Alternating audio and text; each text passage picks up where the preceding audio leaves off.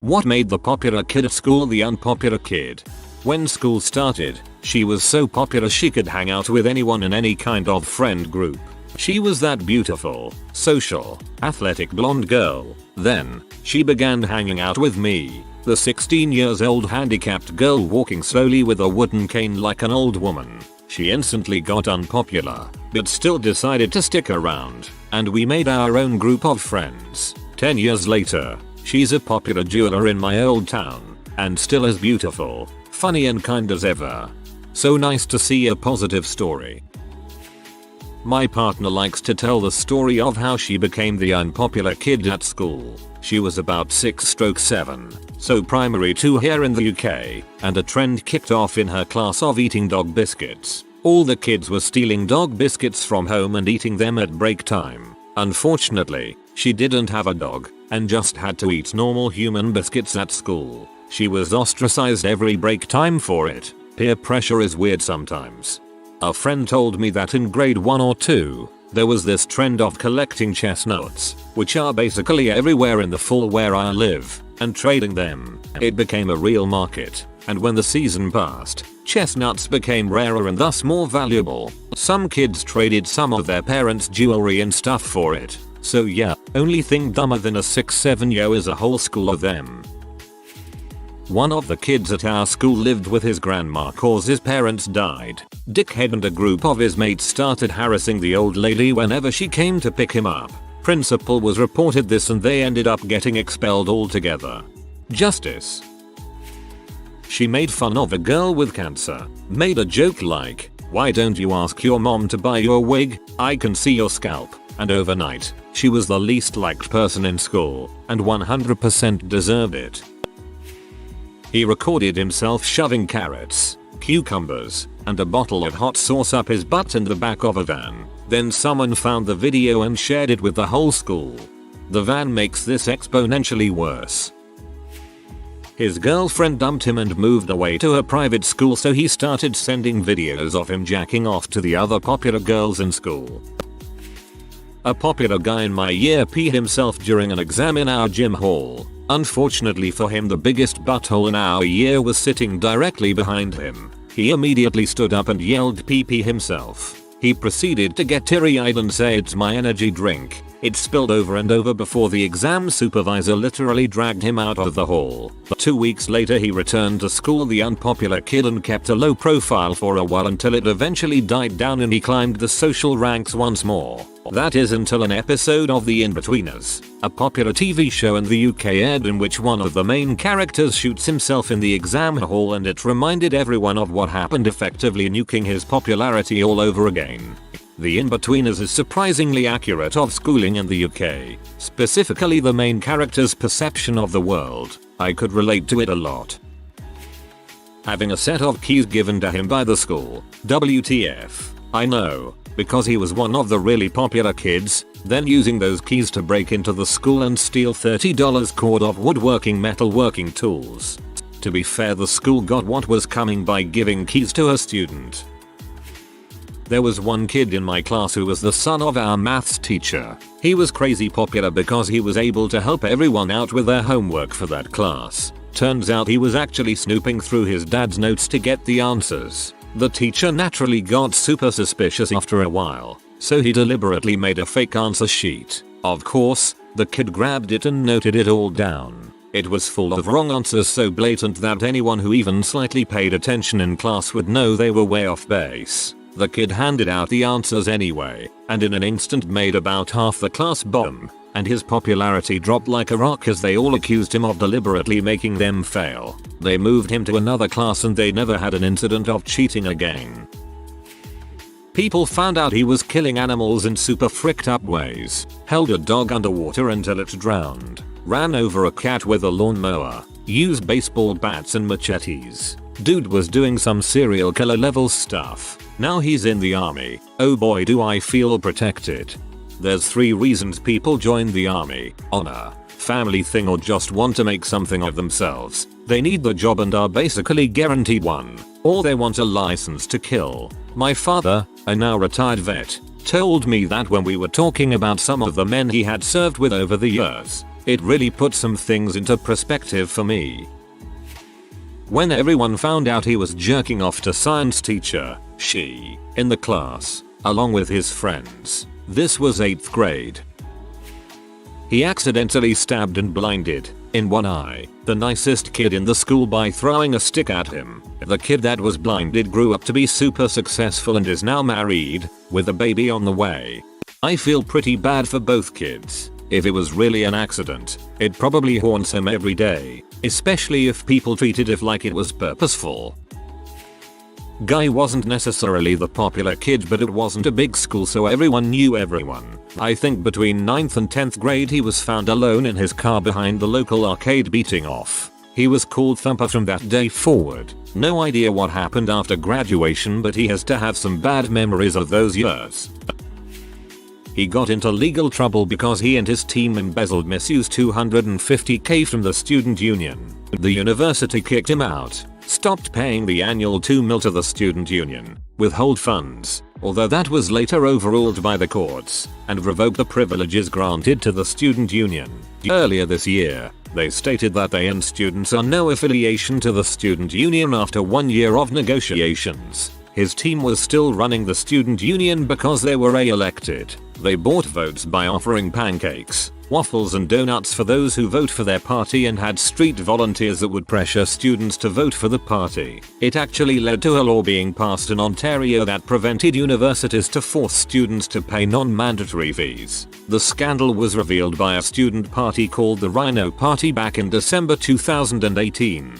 January and February, heads started rolling and law and accounting firms started getting involved to figure out how much was spent. It was rumored the figure was anywhere from 100k 900k. Ontario provincial lawmakers passed the law in the summer of 2018. Starting fall 2019, I had the choice whether I wanted to pay auxiliary fees to support the student newspaper, NGOs that operated in the school, support the student union, etc. That provincial law was recently overturned by the courts this year, so starting next fall, I am forced to pay fees associated with groups that I don't support. He went from being popular to being a school meme. There's actually a lot of bank statements available that showcase what they bought. Started straight up lying to teachers to get people in trouble. Don't know how he thought that was gonna work out. When he was caught taking up skirt photos of girls in school and sending them to his friends, his popularity went from hero to zero in a split second. He fricked his friend's mom at a party. Let's call popular kid A and his friend B. B's mom was arrested, as she should have been, and B faced torment from basically everyone that knew what happened. Kid A continued to brag about his actions. Eventually people gained sympathy for B and Kid A lost his popularity real fast. I stand by Kid A as one of Radiohead's best albums. This guy at my table would play the "no one likes me, I'm the center of attention now" card, as in he would fake sadness for attention, redirecting conversation and drawing the energy from a room. Like the kid who won't be friends with you anymore because you wore the same color shirt. He was quite wealthy too and would rub it in your face. I'm really curious as to how autocorrect gave you more instead of war. He teased my best friend for being built like a Mack truck. She picked him up and put him upside down in the garbage can. He lost any coolness he had. Power move. Throw a hockey stick, hollow ended, into the special needs kid's eye socket. He claimed it was accidentally only, but was caught bragging about it on his Snapchat story. He then said, his words not mine, he doesn't have any hope though, so what does it matter? The kid needed surgery that his parents had to pay for, as it was cosmetic. The kid moved to a cheaper schools a week later.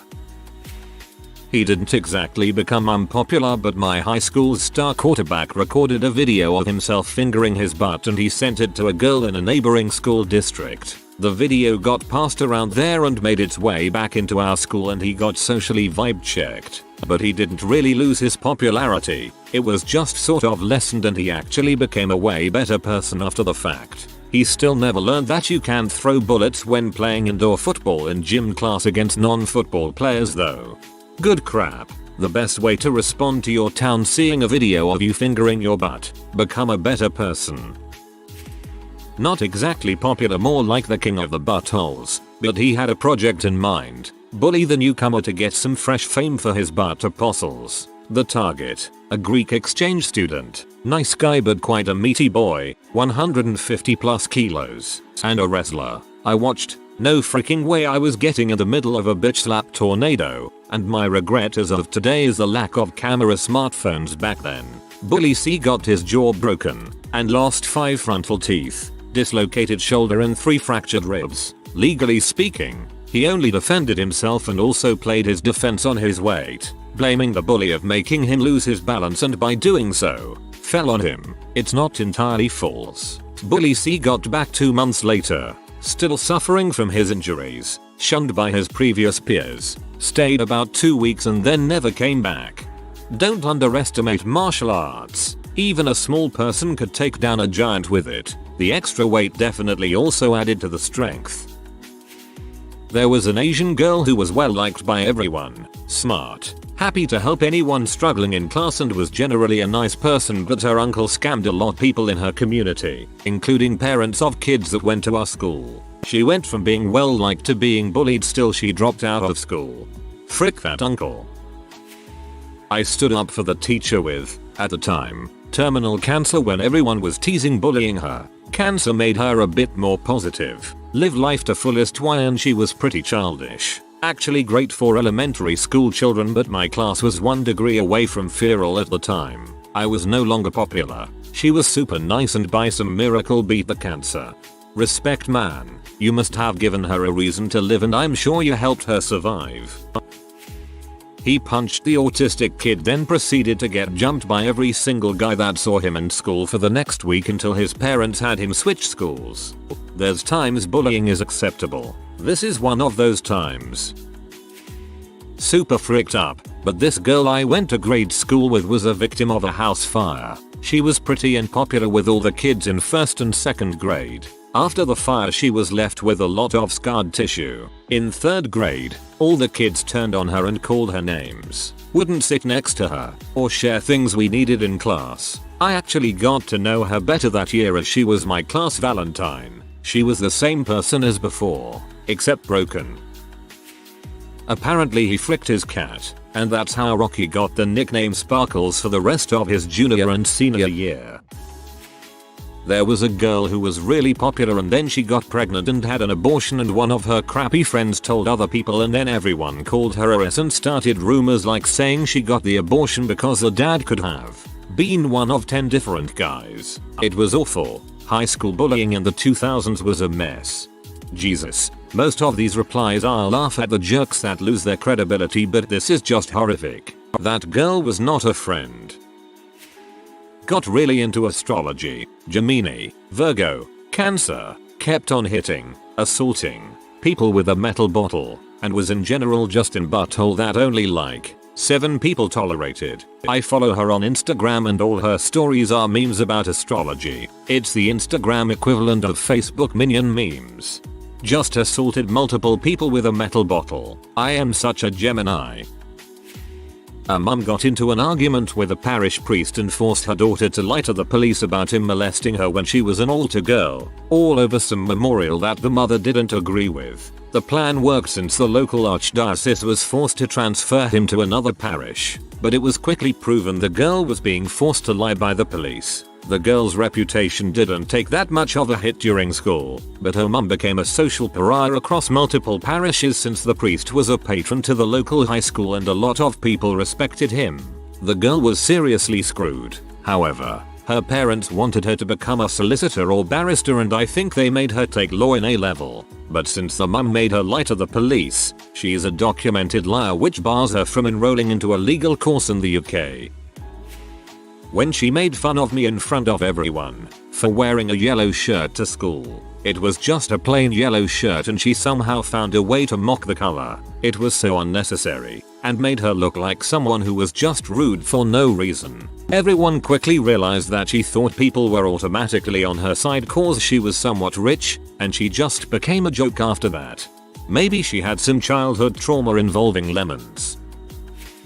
I went to an all-girls school and there was an all-boys school about 5 minutes walk away. When I was in my final year, the school vice captain of the boys school was dating one of our grade leaders. Both being 17 and not very smart, she eventually got pregnant. She dropped out, and pretty much everyone who knew him at our school hated him. Prior to that, he was very well liked. I thought it was a bit ridiculous, honestly. Pretty sure it takes two to tango.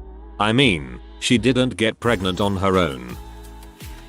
I went to school from 4th grade to high school with a kid my age whose father was a prominent city official in our town. Even though we lived only a few blocks from one another, we were in different worlds. My background was much more blue collar, and unfortunately I lived in an alcoholic and physically violent household. For these and other reasons I never understood. His mother despised me and she wanted her son to have nothing to do with me. She actually called my mother once to suggest that she keep me away from her son.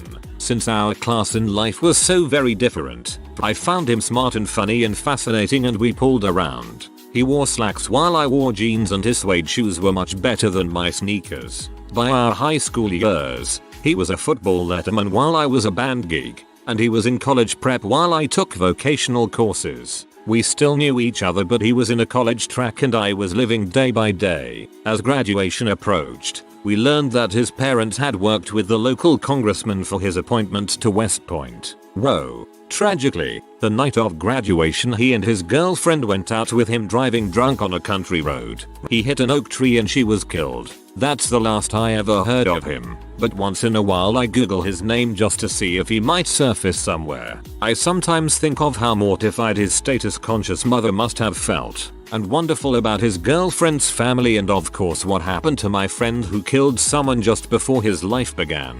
I wish him well over 40 years later. I'm just not sure what happens when life seems to be laid out before you with concrete expectations and it all goes so tragically wrong in the blink of an eye. To be fair, you have to have a recommendation from a congressman to even get into West Point. I hated this kid, but apparently the rest of the school loved him. He was freshman class president, and legit looked and acted like a politician even at 18. This is college. Then he got drunk and ran over 2 girls walking back from a party, and to ice the cake he stopped and called the cops himself, but then started fighting the EMTs when they arrived. Somehow he only did 2 years, and came back to school. His family had a lot of money, but we all knew by then how it went down. He was not well received when he returned to campus. I don't think he has a future in politics. Think he even ended up transferring schools because even the professors hated him when he came back. Reverse story. Unpopular kid. Computer nerd kind, but dang he was good at programming. Never had a date and was an outcast. End of his senior year, the class gives out awards. Most likely to succeed, like that. He wins the most likely to die a virgin award. He goes up, grabs the mic and says he would like to thank all the girls that made this possible. Instant legend. Virginity is cool. I was relatively popular. I was in JV basketball, marching band, mathletes, and track, and pretty much made friends with everyone until my best friend at the time claimed I pushed her down the stairs and caused her to have surgery on both legs. Thing is, I was at my grandmother's funeral in another state the entire week she claimed it happened. While the teachers kept us apart and understood my side, none of the others really believed me, except the anime club. They believed me. Go weebs. Only the anime club believes in top 10 anime betrayals in real life. She first got her S reputation and then got terrible acne. Went from cute cheerleader girl to pariah. I felt sorry for her. Stopped coming to school. Didn't even do her exams in the end. Just sat at home and smoked weed all the time. Didn't even work.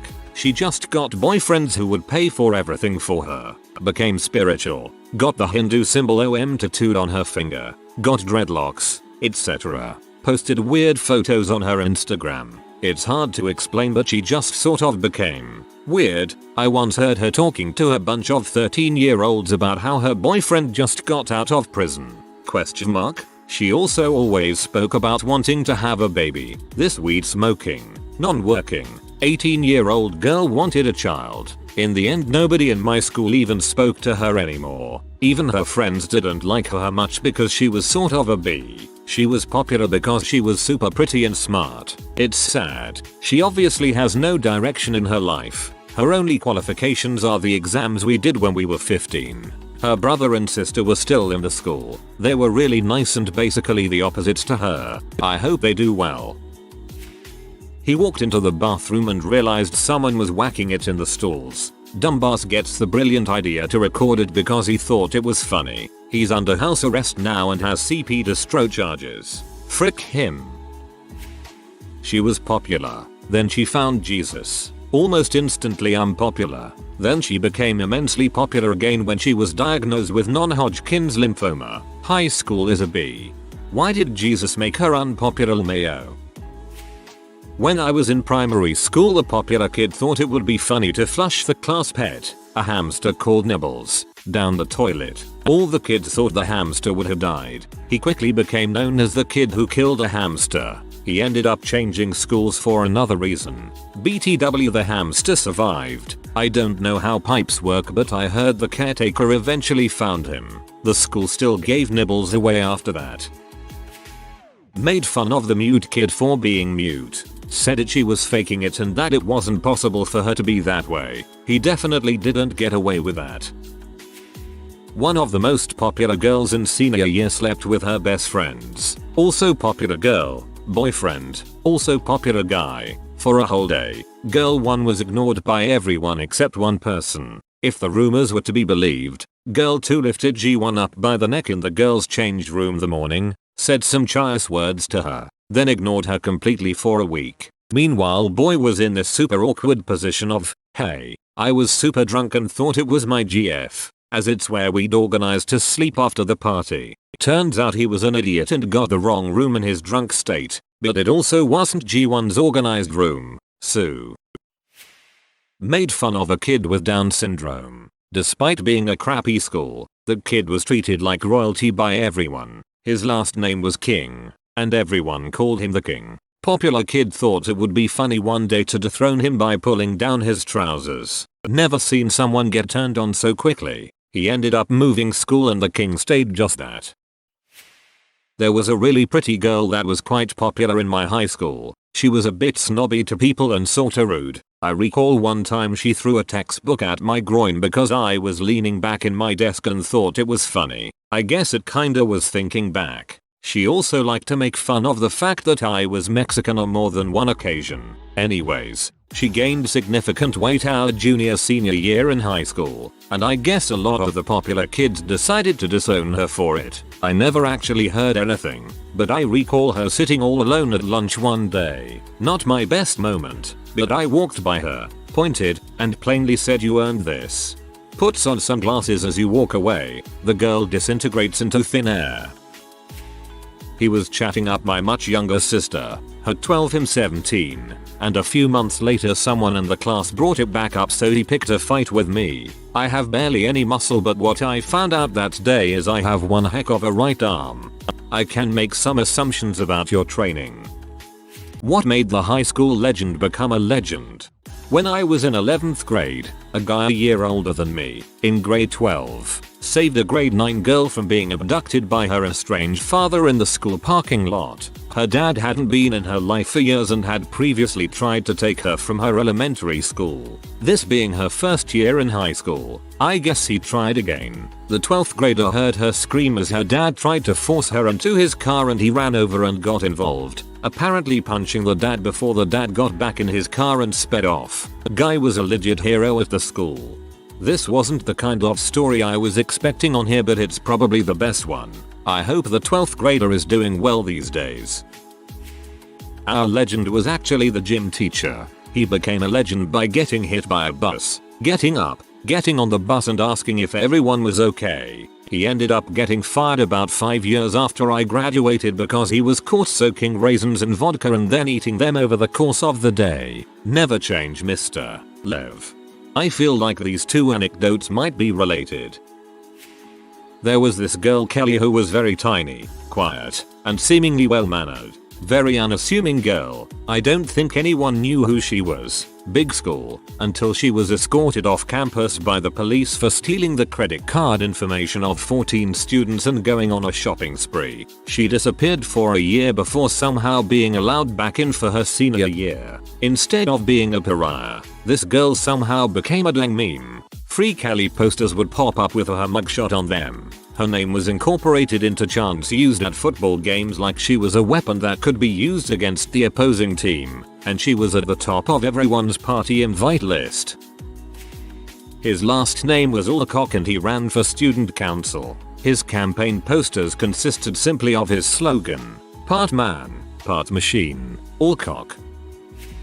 Our history teacher was ex-military, and he was absolutely jacked. Like this guy would bike 10 miles every morning to school, kept an ab roller in his classroom, would eat salads and beans for lunch every day, the whole shebang. Anyway, one day he gives our class a pop quiz. Jeff, the strongest, biggest guy in my class, goes up to him and asks if I can punch you in the stomach and make you flinch. The entire class gets a 100 on the quiz. My teacher took him up on it. He prepared himself, and Jeff absolutely drills him in the stomach. Our teacher did not flinch. We still had to take the quiz, but Jeff went down in history as the guy who punched a teacher, and the teacher went down in history as a guy you don't wanna freaking mess with. Joe Sticker, class of 1969 at my HS. The guy didn't exist. He was created by a group of my friends as a mid-year transfer student with a totally fabricated deep background that was so smooth Joe even made the yearbook with a picture unavailable caption. My uncle's frat did something similar back in the 60s as well. Everyone took one of the classes for him, did the work, etc. And he graduated, if I recall correctly. Seemed a pretty common bit. In my first year of high school, someone ran for student body president and covered the entire school with posters saying vote for name. He is a cunning linguist. By the end of the first day all the posters were down, and he was told he was no longer allowed to run in student council elections. He won as a write-in candidate, but was not allowed to serve. Legend. Also, honorable mention to the person who, for an English Lit movie clip and then a piece inspired by it assignment, managed to play the entire butt-to-butt scene from Requiem for a Dream in front of a class of 11th graders, as the first year teacher sat there, paralyzed, and somehow didn't stop it. Halfway through my last year of high school someone managed to put a ceramic toilet on top of our multi-story gymnasium. I have no idea how that featuring was achieved. The school staff didn't know either, nor could they figure out how to get it off the roof once they found it. As a result it remained on the gym for the remainder of my time there. I never found out who did it, but I will admire them until my dying day. It was Dr. Janitor and that was his epiphany toilet.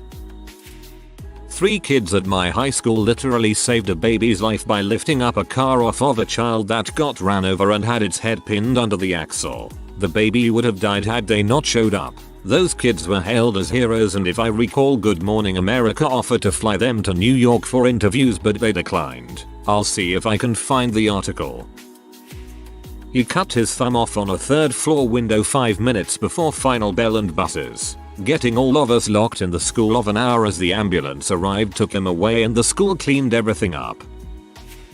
Someone installed games onto the school's server. There were a bunch of N64 emulators, Peggle, and some other games. But then there were also LAN games that could be played against everyone in the school, including Counter-Strike and Halo. Sometimes you'd go on and there'd be no one. Other times there'd be 10v10 fight in Blood Gulch. It lasted at least 10 years but don't know if it has been taken down since. The tech teachers at my school helped us install stuff like this. That is, Halo CE, in a hidden folder and hosted LAN tournaments at the end of every semester. It was fkin awesome, dude. In 9th grade, one of our teachers got sick so we got a sub, and this kid just starts talking in a strong Spaniard accent, like super well, and convinces the teacher he is from Spain, and he talks this way for 3 months. It was hilarious. And when another kid tried talking as a Spaniard too, he got really upset and accused the other kid of mocking his culture, etc. Then when the year ended we had to do a presentation and our teacher who got sick came. so the kid just nodded through the whole presentation while his group mates talked. It was hilarious. This made me laugh so hard. That's amazing. My brother ran into the statue of our high school mascot with his truck at night, knocked the bulldog off its platform, then threw it in the back of the truck. It ended up in a pond out by our house. My brother, who was a massive wallflower in school, and never told a soul until he mentioned it to me over some beers in our 30s. No one ever knew who it was, but it was a big deal, and I remember tons of allegations, accusations, and rumors as to how our mascots disappeared. Never in my life would I have ever suspected my brother. Legendary in my eyes. You guys should pull it out of the pond and put it back in place at exactly 20 years missing. That would be an epic end. We had a carbon monoxide leak at my high school one day in which the entire school was evacuated to the football field. The leak was taking so long to fix that eventually local news cameras started showing up. At about the 3-hour mark of waiting on the football field, one of the seniors ran naked across the entire length of the football field, in front of the entire school. He ran straight at the cameras that were pointed at the field, hopped the fence, and ran across a busy intersection, but butt naked. One of the funniest things I've ever seen. Every single person, including the teachers, was laughing hysterically. Kid became a legend that day for sure. I was actually part of the legend that still carries to this day. I was one of the editors for our school newspaper, and as a whole, we decided to do an entire issue looking at the drug problem the school had. Our teacher was supportive of it and taught us how to do investigative journalism. After a month or so we had everything together and it was really impressive. However, when the administration found out, they put the kibosh on it real quick and refused to release funds to have it published. We were annoyed and decided to raise money to self-publish it. Thankfully, my mom was a prominent business owner in the community and bought an ad for considerably more than we charged typically. She was impressed with our work and thought people deserved to see the paper. With the influx of money, we got it published and distributed it before the administration could step in. We also dropped off copies everywhere we could. Naturally, the community was outraged that kids were shooting up H in the parking lot in between classes and that there was photographic proof of it too. We made the photos so you couldn't tell who it was. There was so much outrage that parents showed up at the next school board meeting and demanded answers. The head of the school board nearly had to step down and the principal was put through the ringer. After that issue, our funding was completely pulled and the paper was shut down. We continued to have journalism class, but it wasn't the same. We ended up submitting the issue and won all sorts of awards for it too. Now 16 years later, the school still doesn't have a newspaper and the story as to why is still told. It's one of the few things I did in high school that I'm actually proud of too. Great story. I'd be proud too. That's how journalism is supposed to work. Not high school but elementary school. We had this system where if we read a book we could take a quiz online of the book and we'd get points for how much of it we got correct, and at the end of the year the students that had a certain amount of points got to go to this after school party with water slides and food trucks, and it was a lot of fun. Anyways, this buddy of mine would read all these big long hard books. They were worth the most points, and he'd take the quizzes, write down the answers and pass them around to other students, and by the end of the year, there were about 50 students who went to that party, including myself, all thanks to him. Hope you're doing alright, James.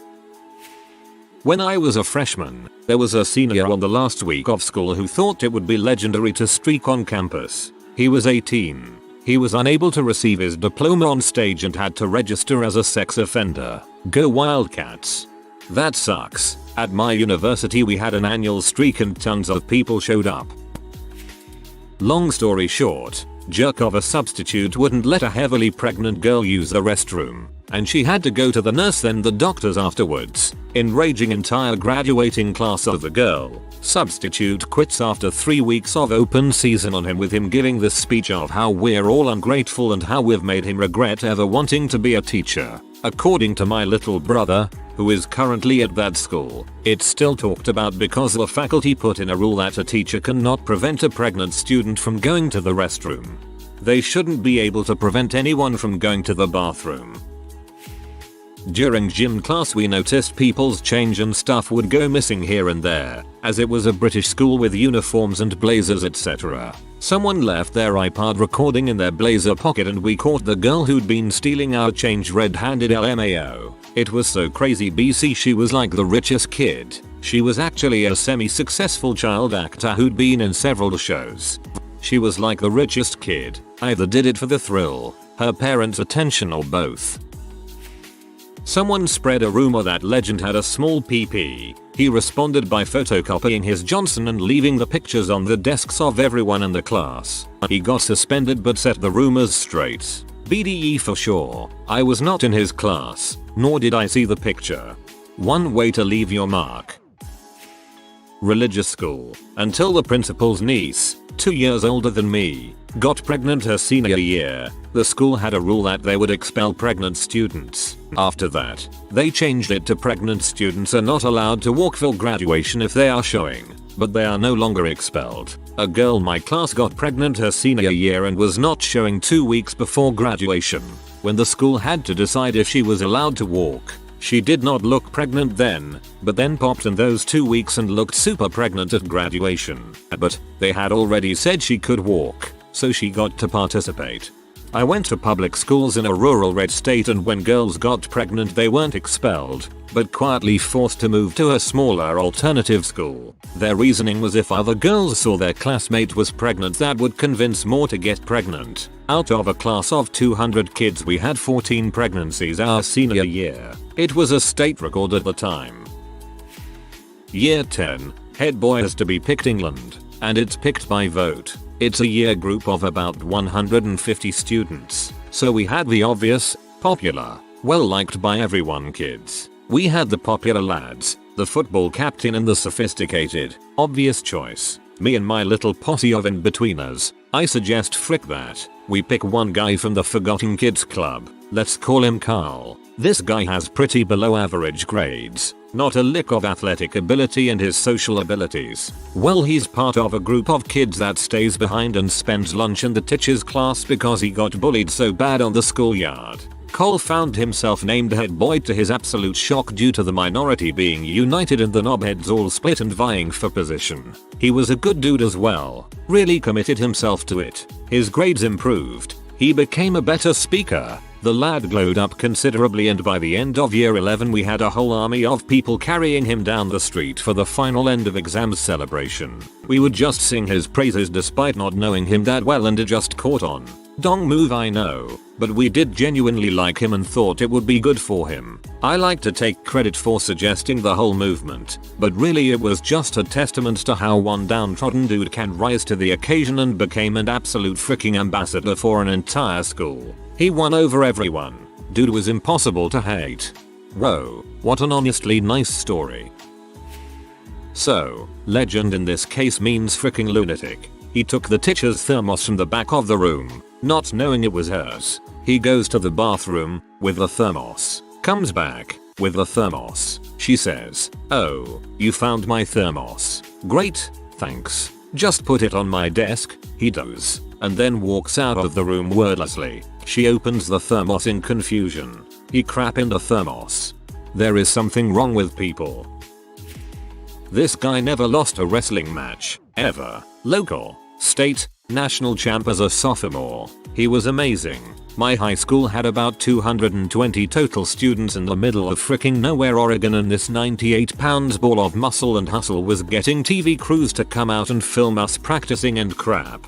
I went to school with a guy who went undefeated in wrestling for nearly 4 years, won state as a freshman, sophomore and junior. He lost his very last match as a senior, for what would have been his 4th title in a row. Something like 151, would have been the first undefeated, 4-time champ in our state's history. My teacher assistant in college stopped showing up to class for a couple days. Later on we found out he had gotten hired, got into a car chase with the police. We never saw him again. Would have been more of a legend to have escaped the police and showed up for work the next day. LOL.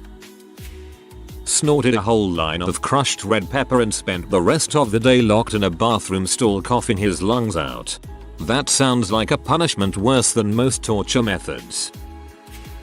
This guy didn't become a high school legend until the last 10 minutes of our last day at school. I went to school with this kid for 5 years who, throughout all of high school, was bullied for the way he looked, considered a teacher's pet, generally unpopular with most of the school, etc. No one knew much about him at all, apart from the reasons he was, unfortunately, bullied and ostracized so hard. On the last day of our final year at high school, we had a leavers ceremony where teachers gave speeches, students were given awards, etc. Typical painstaking sit down for 2 hours while you watch all the accomplished sports kids drown in trophies ceremony. Out of nowhere, the principal introduced a performance from this kid, the notorious unpopular teacher's pet. We were all so confused. What could he possibly be performing? He got up on our school's theater stage as if he were to do a stand-up special. He then proceeded to perform a 10-minute long Adult Swim style sketch in which he did spot on impressions of not only every single teacher in the school,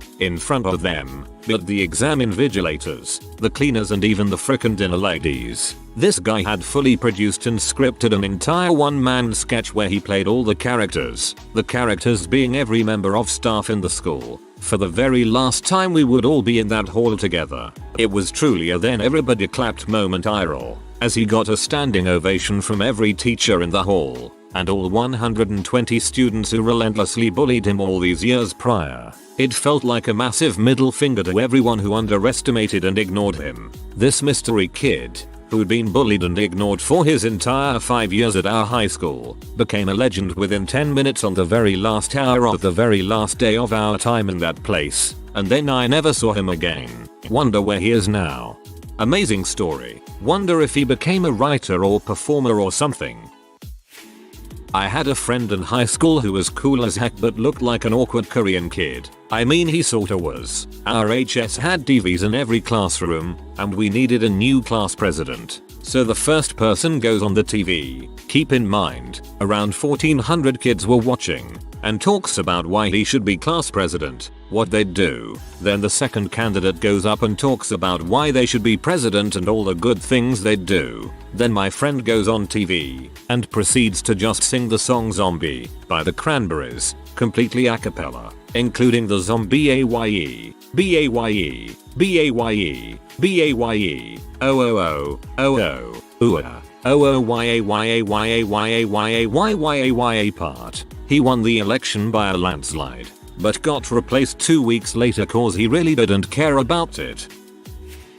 We had a school music festival one year and my band played it, being a bunch of frisky 17-18-year-old dudes with rage and hormones. Of course we had a song about sex and the chorus was "'Cause all you wanna do is frick." The chorus repeats that line for about 4-5 times each round of the chorus and we play the chorus 3 times. It's our turn to play and we get about 4 songs into our set before this song comes up. We've got a decent crowd of a couple hundred kids in front of the stage moshing and whatnot. Other kids and administrators are sprinkled across the field watching the show. Now we can't yell frick at a school sponsored event, so the first run of the chorus our singer says the line but holds the mic out to the crowd and gets our friends to yell frick. By the end of the first chorus about 1/3 of the crowd joins in on the call and response, and you can clearly see from the stage that there is a buzz in the crowd about getting to yell frick. Next run of the chorus the whole crowd of kids are yelling it and it gets picked up by the PA. By the third chorus it's so loud that it's getting blasted across the football field and the administrators can't do a thing about it but sit and watch.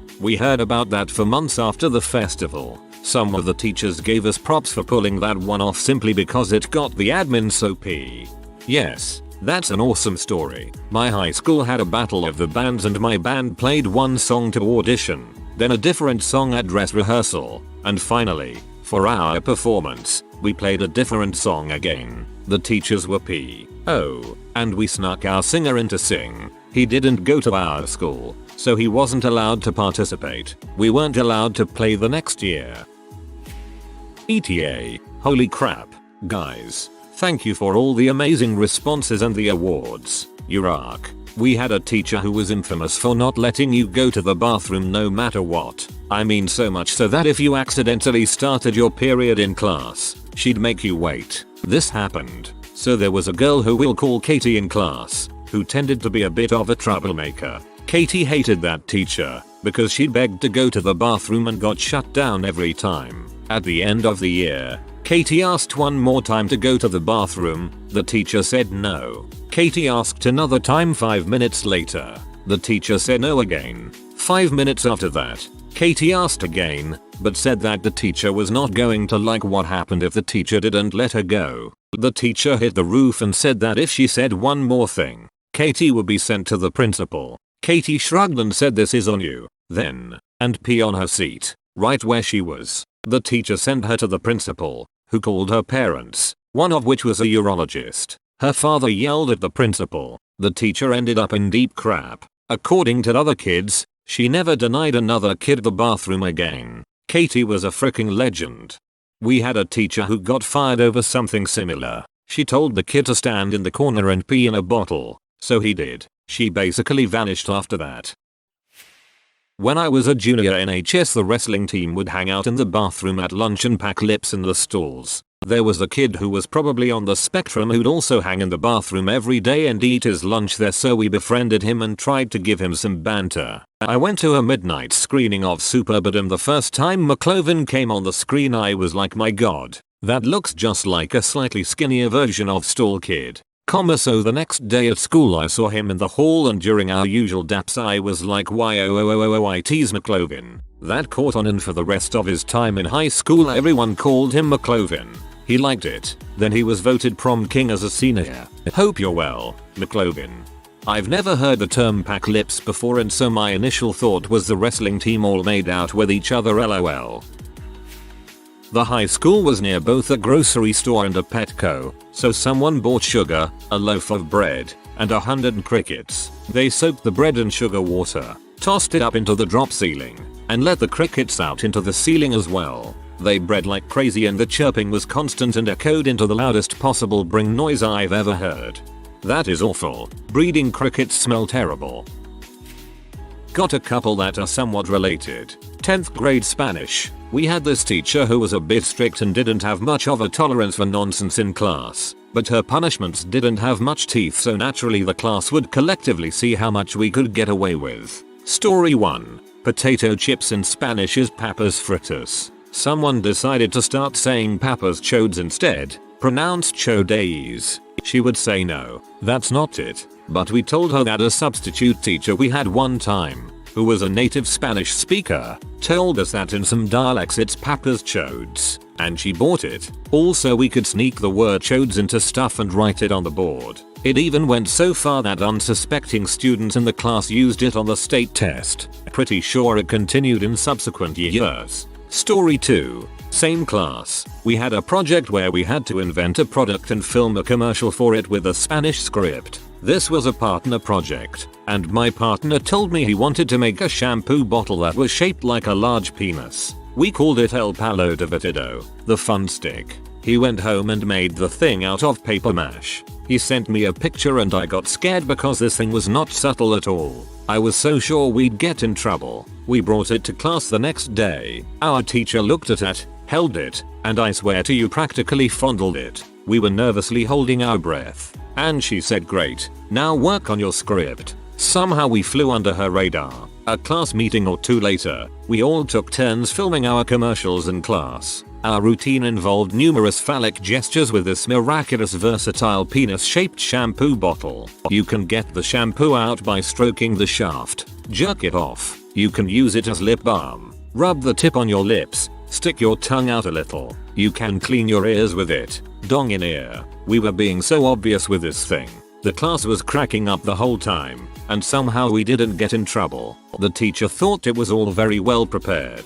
We got a really good grade on the project, and she even showed the video to other class sections and to other classes in subsequent years as a good example of how to do this project.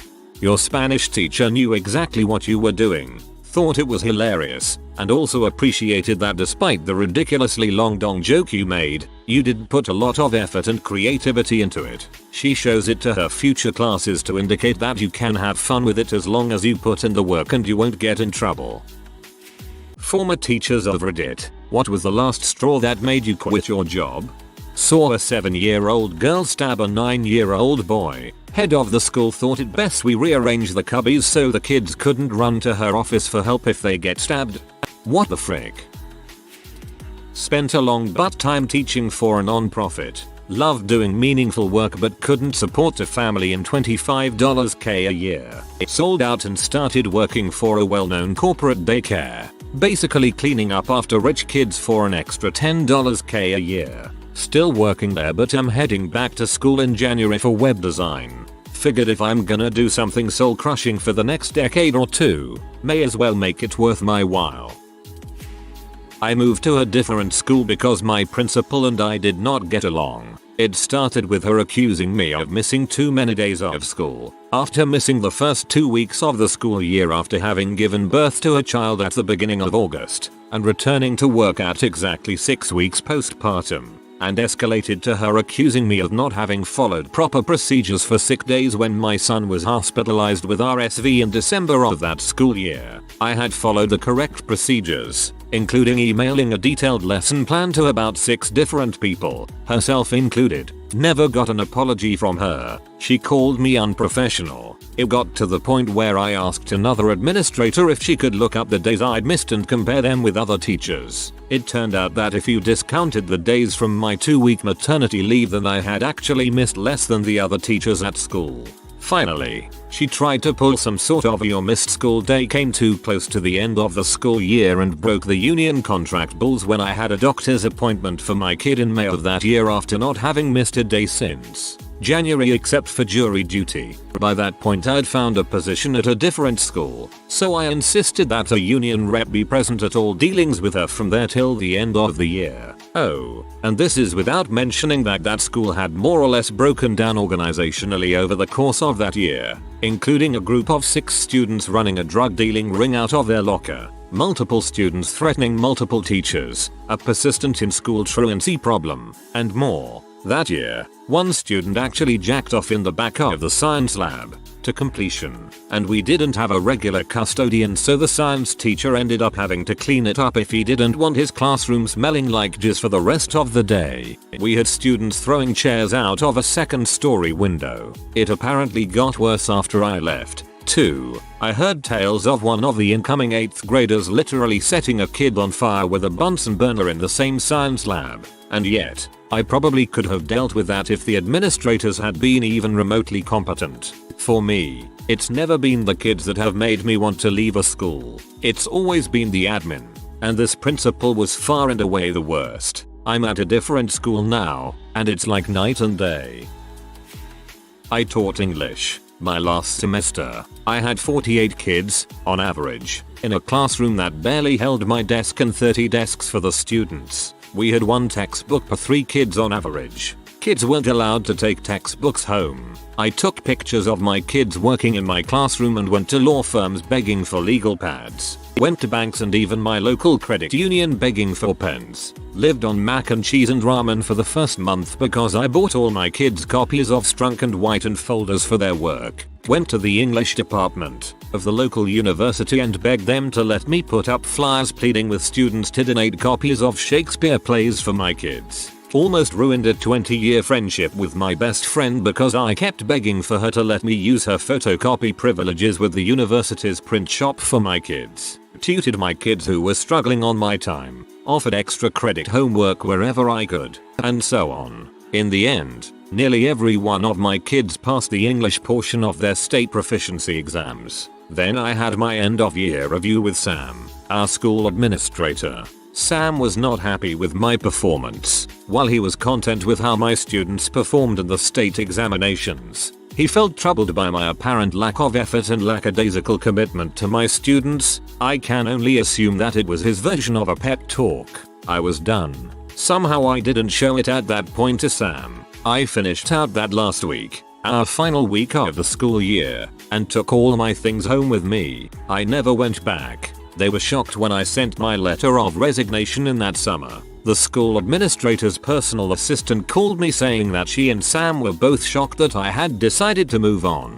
but just in case Sam reads this, I just want him to know, yes, it was me who put those deep scratches all over your brand new BMW you bought with your year-end bonus. Just to show Sam how proud of him I was, I dug down to bare metal. Admin made me change the grade of a kid who did crap because his parents were rich and well known in the community. Frick that, I was done. Had a teacher quit not even a month into my freshman year. Apparently a student from the previous year had failed his class and started a rumor that he was sleeping with students. He tried to fight it at first but eventually just decided it wasn't worth it. He grabbed his stuff, walked into the lunchroom and went, "Have fun the rest of the year. Can't take this anymore." Walked out the door and never came back. So much respect for this guy. I literally just quit teaching UK teacher of 7 and 8 year olds. We call that year 3, not sure which US grade that is. I still have 3 weeks to go before I finish. I have a 1-year-old son. My week should go like this. Month 5 AM wake up with son. Feed, change, play. 6 o'clock get everyone cleaned and dressed. 7 o'clock drop son off at nursery. 7:30 get to work and start working. Work through lunch to get all work done. 5:15 PM go home via nursery. 5:45 bath. Feed and read book with son. 6:30 put son to sleep. 6:40 make and eat dinner. 7:30 open laptop to do more work. 9 go to bed. Tuesday repeat. Wednesday and Thursday I have meetings so can't mark my books. I chose not to mark the 90 books because they take at least another 90 minutes to complete. Timings are otherwise the same. Friday, same as mom too's. Saturday, Sunday, when my son goes for his nap at 10:30, I work. He sleeps until midday. I do not work when he is awake. I play with him. We do family stuff. He goes to sleep at 6:30. I can usually start work at or before 7 on the weekend. Work from 7 to 9 PM. Go to sleep. All in all it's 60 plus hours of work. I go to my deputy head teacher, my line manager, who said you're struggling. You must be bad at prioritizing. Let's do some training. I complete the training and I did not improve. Still had the same hours. I go back to the deputy, you should stay up until 1 AM on Friday nights to get your work done and then you have your weekend free. No thanks. Fast forward a bit, your books aren't marked and your lessons aren't as good as they should be. I'm worried you're not putting in enough time at work. We're putting you on a support plan. Cool, great. That's a legitimate helping thing. I get helped by the other deputy head. She says I'm doing things right and she's happy. Fast forward a bit more and my line manager is still not happy with my performance. Is everything okay at home? No family problems, and that was it. Started looking for other jobs. It took me 6 months to get to the point where I resigned. I was crying at work because there is just too much to do with the hours I can put in. I wasn't seeing my son and had no downtime. That's absolutely ridiculous. You're 100% right putting family before work. You could work 1,000 hours, and it seems like it still wouldn't have been enough. Hope you found something better. There was no last straw. It was a realization that I was not cut out to be a teacher. Mostly, I didn't get the satisfaction from my student successes that my colleagues got. I would listen to other teachers chat in the staff room and they just cared about their students so much. I wasn't prepared to give that much of myself to my students. Now I'm in grad school preparing to go in a science field that I expect will be a better fit. Not me, but a friend who had been a primary school teacher for over 10 years. She had been having a relationship with the head of her department. Although he was married, he had sold her on the fact that they were separated and about to divorce. The last straw was finding out he was not separated, and not only was he cheating on his wife, but also on his mistress. When she told him she didn't want to be in the relationship anymore, he got her fired. She retaliated by getting him fired and divorced. That was 3 years ago and she has not wanted to go back into teaching. That seems kind of sad because her relationship literally doesn't seem to have anything to do with teaching itself. I was in a managerial role and one of 2 women in an office, a bullpen of all male co-workers. It was a hostile, toxic male environment. I had a co-worker tell me you can't expect me to treat you like a decent human being unless I'm trying to court you, and taking a magazine with Kim K on the cover and simulating cooming on her tea. There was a slew of obscene things said to me, but I kept working there because I felt like I needed to survive a year there to get hired somewhere better or win a promotion. I lost my crap when my assistant started coming up behind me unannounced and massaging my shoulders. The first time I was stunned and didn't know how to react. The second time was the kill switch. I made it 6 months. I took a job at a decent school. I knew what I was teaching, so I studied all summer until I had a grasp for all of the content for the year. I was going to be teaching AP Computer Science and 3 sections of pre-calculus. I get my schedule for my 2 days of pre-planning and my classes were all different. I was teaching AP Computer Science, 2 sections of advanced algebra, like algebra with a dab of trig, 1 section of a charter math science class, and a remedial recovery course. In case you are doing the math, I was teaching only 1 class I had planned ahead for and 1 extra class than I expected. They had removed my planning to accommodate my extra class. December, before end of last day, I just told him I wasn't coming back. It was already 3 hours of commuting per day, and I didn't feel like I was serving the students to my best ability, so I just said frick it. Didn't quit teaching altogether but quit teaching kids and switched countries. I had a class of 28-year-olds, 13 boys, 7 girls. I would say about 8 of the boys were difficult, didn't want to be there, would fist fight with each other and throw things at each other, and one of them had ADHD, so would frequently have freakouts where he'd throw himself on the floor and get angry. One boy was particularly difficult. He was very clever but hated being in English class and would constantly throw things at the other kids and generally be a dong. One day I confiscated his rubber as he kept throwing it. I explained that he'd get it back at the end of class. He got right up in my face, clenched his fists and started screaming at me to give it back or give him money. I guess because the rubber had cost money. I'm not very tall, and he was just as tall as me. I really thought he was going to punch me. His parents' response? Well, it's your fault because you don't give him enough one-on-one attention in class. If he is still unhappy with your teaching next week, then I will not bring him back and will expect a refund. Manager's response? Clearly you're doing something wrong. You're too soft. They then proceeded to give me conflicting classroom management advice and said that they expected better from me as I was so highly qualified. There was zero support from managers who, surprise hadn't been in a classroom in years. Not a teacher, but I remember back in grade 7-8 there was a sub-teacher. One of the douche kids told her that she was a bad teacher, among other mean things. She cried. He had to apologize. Never saw her again. Felt bad for her because she looked really young, so assuming she wasn't teaching long.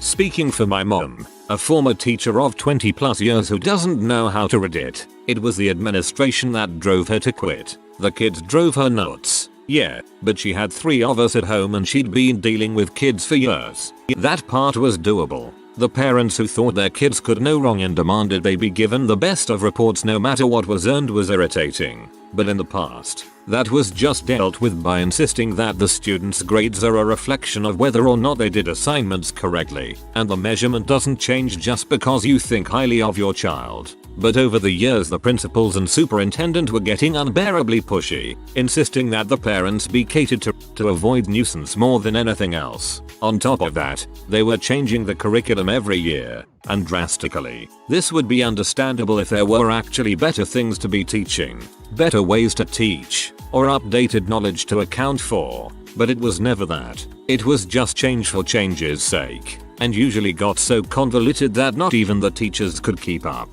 Near the end, all there was to do was give students as many of the questions and answers that would be on the standardized tests as you could manage to cram into a semester. There was no time to actually teach the material because the lesson plans dictated how long you got to spend on a certain topic. Usually they couldn't get through all the test material in time, even doing nothing but practice quizzes as a class. This obviously meant the grades were dropping, because she literally wasn't allowed to actually teach them. So the pushy parents got worse and the teachers were blamed for failing to prepare the students. So the bosses got worse and brought the hammer down on the teachers. She was under so much stress she was having panic attacks in the middle of school days and having to go home. After that went on for 2 or 3 years, she said, "Frick it, I don't get paid enough for this," and quit. I was wanting to be a high school teacher when I was in college. In my first observation, I got a really good school in the area. Even with that, the students were absolutely horrid. The teacher I was following was completely checked out. He made me teach, which we were definitely not supposed to do, while he took smoke breaks. The kids knew that I had no authority and walked all over me. The teacher told me that being a teacher was the biggest mistake of his life. I brought all of this up to my teachers and administration. They basically told me that if I don't shut up, then I would never get my certification. Well, they were right, because I submitted a formal complaint and quit the program. Nothing ever came of the complaint, but I was free of teaching. Not the sole reason I left teaching, but part of it. I was a preschool teacher. In my state, you have teams of 2-3 teachers per classroom. I was asked by my director to switch from one district to another. It included a pay raise and the new district was 10 minutes from my house. I had just found out I was pregnant and it seemed like a good idea. So, I switched districts. The older co-teacher in my class was not great. She was mean to the kids, thought I was an idiot because my degree is in early childhood education and hers is in elementary education. When I told her I was pregnant, had to earlier than I wanted because of morning sickness, she said, "Why would you tell us now? You could have a miscarriage." When I had some spotting and discharge during my pregnancy, she wouldn't let me leave the room to answer my doctor's call, though months later when she cracked a tooth, she immediately left to call her dentist. One day, she asked me if I was wearing deodorant. I was. She said she'd open a window so I wouldn't get so sweaty, made a face implying I smelled. When the boiler system went crazy and the heat cranked to almost 85, she refused to open a window until our secretary came in and saw me overheating on the floor. After feeding our kids hot spaghetti, we loaded them all up to go to a dairy farm. On a 90-degree day, one of our kiddos threw up and she made me walk him back and forth around the farm until his mom got there. I was 6.5 months pregnant, miserable, and nauseous just like the kids. She kept a detailed record of my behavior and shared it with my boss. Secretary was grumpy and wouldn't talk to us at breakfast. She left work at 3:20 p.m. We were free to leave at 3:15. Stuff like that. When we went on summer break, we knew funding would be iffy for the next year. Layoffs were expected. I was laid off and had just had my son. By time my job was available again, my husband had had a 15% raise and we could afford for me to stay home. So I did. This other teacher went through about a half a dozen co-teachers in 8 years. None of us teach anymore. My godmother, middle school Spanish teacher, quit her second or third teaching job, can't remember which, after the principal asked her to change the grade of a student who failed. As a note, this student was disruptive in class, flunked tests on purpose, didn't turn in homework. His parents didn't respond to any of her letters explaining the state of his education, and was disrespectful to her. So obviously end of the year comes around and he didn't pass his 8th grade Spanish class, so his parents call up in furor. The principal wanted the kid's grade changed because his parents often donated hefty sums of money to the school and were responsible for a restock of new books in the library. My aunt told him to change the grade himself and that she would not be teaching for him in the fall, and walked out and never looked back. Was tutoring a student who was taking advanced math. He asked for help with differential equations, which I hadn't seen in a while. His solution was to loan me his textbook so that I could refresh and tutor him afterwards, which I declined. I asked him what his major was, and he said electrical engineering. I figured if folks like him thought he had a chance in EE, maybe I did, too. Graduated with my BSE 2 years ago. I'd just like to say, since so many teachers are on here with such crappy experiences, thank you. My parents taught me to love learning, and I have developed genuinely close relationships, friendships with many of my teachers. You are all amazing and don't deserve this kind of treatment. Much luck in your future endeavors, teaching or otherwise.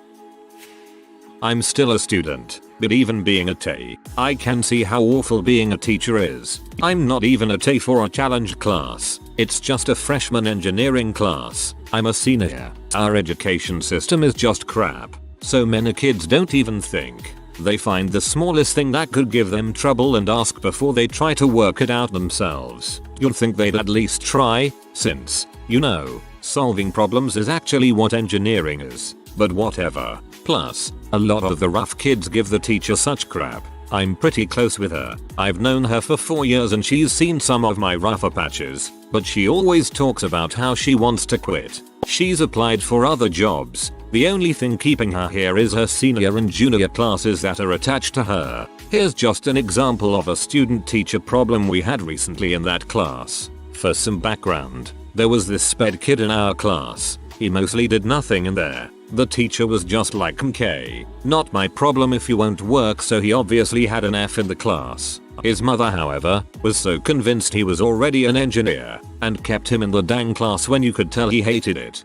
During this time, we had a sub come in because the teacher and the senior my class had a field trip. While we were gone, apparently, the sub had said something completely inexcusable to the sped kid. I know this sub, and personally would love to see her fired. She yells at you for talking to other people in class, even if it's one small whisper about the assignment. She threatens to take kids' phones and sell them on eBay, and yells a lot. She's an older Chinese lady with extreme traditional Chinese values. Nothing against them, but like, they'd probably think she's whack over there and works as a sub for the good of the school as her husband is a millionaire. Anyway, she said something very bad to this sped kid. So my teacher reports her and what she said to the school administration. Nothing ever comes of it. My school is also in the redneck territory, so we have a lot of racist hillbillies at our school. Heck, the town 5 minutes away has Confederate flags everywhere in the residential area. Anyway, these 3 Muslim girls transferred to our school from another nearby. Their old school was comfortable. I guess they just had to transfer for some reason. They didn't even last 3 days. The bullying was so bad. I heard that people would rip off their hijabs and stuff like that. The administration? Nothing. They never even acknowledged that it happened, much less tried to punish anyone. I have many stories, but my school rant ends here. BC, this post is way too long. I can't speak for her, but I'll never forget one of our subs. She was assigned to us for what was supposed to be 6 weeks due to an illness with a regular teacher. It was one of those core social studies classes. It was a long time ago, so I forget the details. The class I was in and she subbed for was a bunch of freshmen. About a month into it, someone, somewhere, heard or saw a photo of her out at a club. This was the 90s, so before social media as we know it, and the story changed wildly from her just dancing to her being a former prostitute exotic dancer. I think she was like 28 or 29 at the time. After a few days she resigned and told the boys they were going down a bad path, as were the girls who were laughing at her and perpetuating these types of lies. She was calm, collected, and apologized to everyone else who wasn't taking part in her character assassination. Then she just left.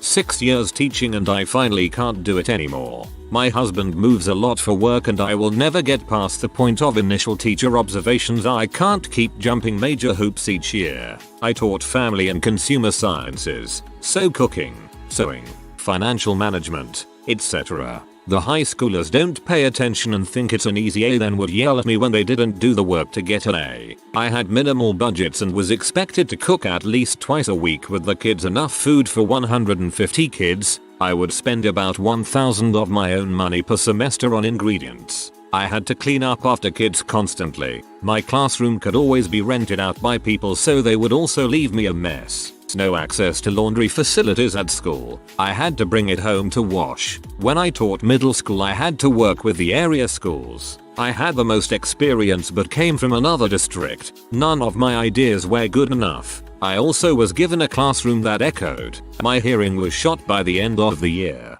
Every elective teacher left at the end of the school year for the same reason. Now I have been subbing so far this school year. I think I do a decent job. I get the kids to do the assignments, walk around to help support, give out pencils and use positive reinforcement or restorative practices to get the kids on my side and give a slight reward, like allow headphones and music during silent work time if the kids listen to me explain directions. I just can't do it anymore. I have a few sub jobs lined up through December, but I don't know what to do come January. I can't do it anymore and keep my sanity. For me it was a suspicion. Starting from my first student teaching experience, a girl and her friends accused me of stalking them because I had to continually approach them to remind them to get back on task. In a later teaching job things were great until there was suspicion that I was involved in something inappropriate with students. I never found out exactly what, and there wasn't anything nefarious going on. But I learned the importance of being above suspicion from that job. The next position was at a private school. Super small and intimate setting. No real risk of anything getting by anyone, so no place for suspicion. So I thought. One week I had 3 separate students complain that I made them uncomfortable. No good reason, just uncomfortable. Coincidentally, students that I had recently reprimanded. My admin took my side but moved my room just to be safe. Either way I was done. It's incredibly frustrating when you're in a job that requires you to give so much of yourself, for all the right reasons, and people suspect you of secretly being a criminal predator. I decided I didn't need to be in a job with that kind of stress. I had been wanting to get out of the classroom anyway, but it still sucked because I was just getting really good at it. I loved my kids, and they loved me, and was just reaching a point where I could see myself teaching in the long term. Anyway, it worked out for the best. Ended up in a job that's a much better fit for me, has much more opportunity for growth, and still allows me to give back. Not too many regrets, because although teaching was about as bad a fit for me as a job could be, it forced me to develop a ton of valuable skills that I completely lacked. Things this thread has taught me: I need to appreciate my teachers more and let them know they are doing good jobs. The American system of education is screwed the frick up. It's a massive circular jerk designed to oppress anyone who actually wants to learn or teach. This country cares more about meaningless crap than the future of its citizens. Parents need to back the frick off. Not to the point where we are repeating the 70s and 80s, but somewhere in the middle of those two ridiculous extremes. Many administrators are either so afraid of doing their job, due to overbearing parents and ridiculous standards and requirements, or are completely incompetent because they themselves never had any sort of good guidance. Thank you for teaching. I'm sorry that in this country we care so little about education. I truly am. Both for the sake of our new generations, of which I am a part, and for the sake of those who must educate us. You have many more challenges than those of previous generations. You have to compete with phones, the ever-degrading attention span of the teenager, crappy admins and useless impediments put in place by people who don't understand education. Thank you for the effort you all put in to teach us, even if it has resulted in a departure from the profession. I taught middle school science in one of the largest school districts in the US. I was enticed to leave my secure job in a smaller district in the southern part of the state for a leadership track, bonus and more professional development. The school that hired me was a magnet school that would provide me with all materials needed, support and a great environment. My hard to reach student that was on the spectrum, held back 2 years, couldn't see and was behind in reading and content, was teased by another student during a quiz review for volunteering to read. He got up and punched her because he wasn't medicated. Her tooth fell out, so the mother pressed charges on my student. Instead of helping the studnet with a lot of need, he was arrested by the school cop, actual police, and we both cried as he told me how much I was a mother to him since he didn't have one, and we were allowed to hug before he was sent to the back of a cop car. The unfairness of the school system in providing support and social services to kids in need to prevent this was defeating to me. My principal during the initial meeting with the mom and missing tooth student said I was one of the best teachers at the school and classroom management wasn't an issue in my class. I've never seen the school to prison pipeline so clear, and when I think about the student my heat breaks each time. The student whose tooth was damaged was the bully for the entire grade level, but because she had a parent and female she was the victim. My last full-time job I was a paraprofessional. The year was just crap from beginning to end. I was dealing with a psychotic 9-year-old, being bitten, threatened, spit on, cursed at, and basically abused by severely behavioral kids. Dealing with a missed miscarriage, not enough staff, and taking the blame for when things went wrong even when they were not in any way my fault. The final straw was when a kid threw a book at my spine. He hit me so hard I saw red, whirled on him, and almost smacked him. I caught myself. The next day the same kid tore my glasses off, smashed them, and when I told the head teacher she said that I had been provoking him. I had just asked what he wanted for lunch. The kid had scratched my eye when he grabbed my glasses. I said in a very flat voice that I was going to the bathroom. Went up to the principal and told him I was done. Turned in my 2-week notice that day. Had to call my in-laws to get my contacts so I could drive home. The principal begged me to stay but I explained what happened. I was lucky the kid didn't do any serious damage to my eye. I put in the least amount of effort for the rest of the 2 weeks. A parent calling me a glorified babysitter. I quit a lucrative IT career to follow a dream of teaching. I continued it for 5 years. So much crap happened in the final year that I had enough after that final insult and went back into IT. Not me, but my buddy was a teacher at a Catholic high school in a bad neighborhood. He did it for 3 years and left. He said it was ultimately the kids and the parents that made him leave. The kids did not want to learn. They didn't care. They just wanted to hang with their friends and caused a problem when people tried to make them learn. Then when the kids ultimately failed their classes, the parents would come into the school and blame the teachers, even after being told how their kids behaved in school. I actually know another teacher in this same school who has said the exact same thing, but is still there sticking it out. The final straw for my buddy was when a few of the kids in his class legitimately mistook Lake Erie for one of the oceans, and he realized that even at a high school education, there was nothing he could do to bring these kids back from how far they've gone, and he didn't sign up for that. Now he's trying to find a job with me in sales.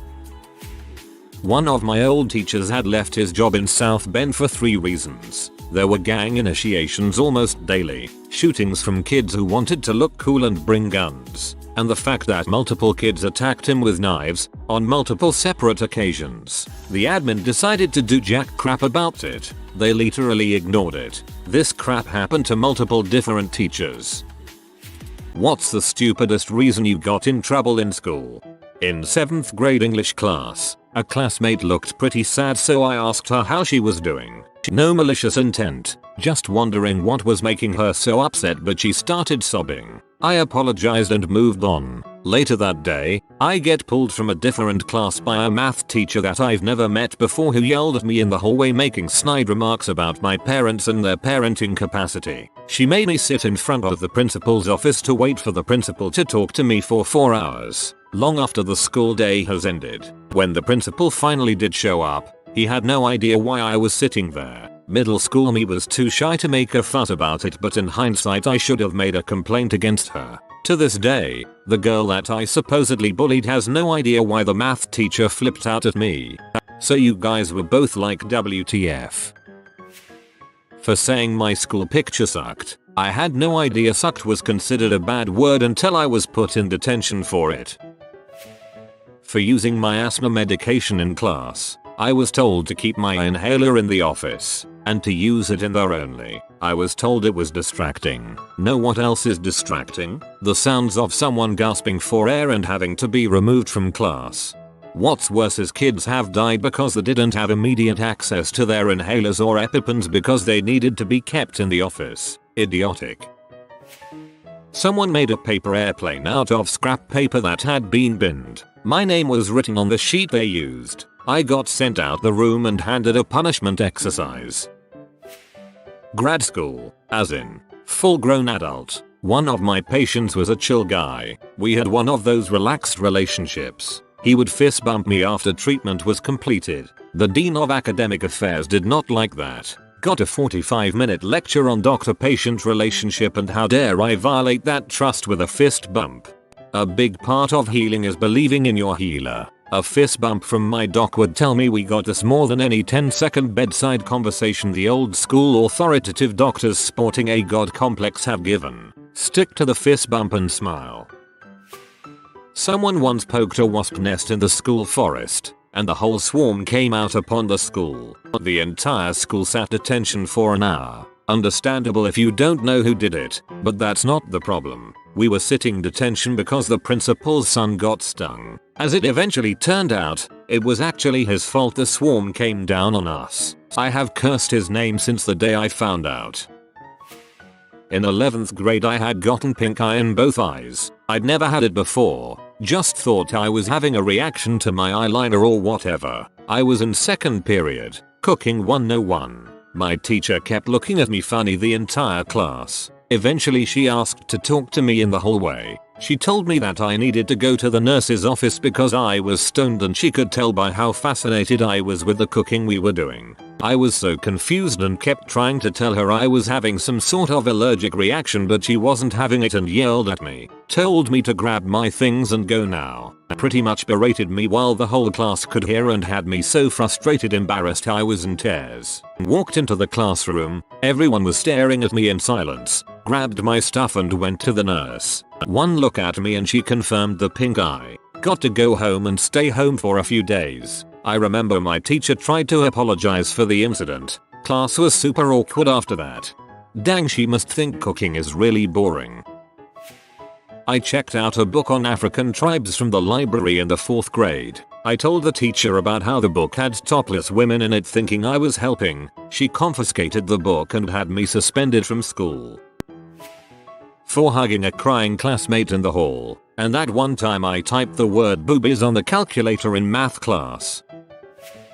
I got in trouble for cheating on one of my math exams. The teacher found a piece of paper in my pencil case. I got sent to the principal's office. When the principal asked me about what I wanted to say in my defense, I simply told him to take a look at the note. It turned out to be a shopping list. I was allowed to retake the exam the following week. My friend got in trouble for this when he was actually writing a list of weird events to happen in something he was into at the time. Can't quite remember what. The teacher demanded to see the note, then read a list containing items along the lines of Greg set fire to the hospital, and Greg proceeded to shoot Lindsay, and the ghost of Lindsay haunted the rest of the people on the island. In 1993 the Flaming Lips song She Don't Use Jelly came out. I was in 3rd grade and I really liked that song, and started signing it with my friends during a double-handed jump roping session. She don't use Geely or any of Theasabe. She uses the line. Boom. Written up. 3-day suspension for saying sexually suggestive things. I had no idea that was meant sexually. Worse even, no one would explain why that song was sexually suggestive. It was very confusing. Back in high school, had a gym teacher that wished to be any teacher other than gym teacher. Come the driver's ed course. There's some bull's 3-page pamphlet she tells us to read through and summarize. I do just that. She decides my summary of a shortest pamphlet is too close to something she found online, so she makes a big huff about it and I literally have to march over to my English teacher with the summaries, have her evaluate them, and sign off on a form that no, she didn't classify my summary of a bull's short pamphlet being somewhat similar to any other summary of a bull's short.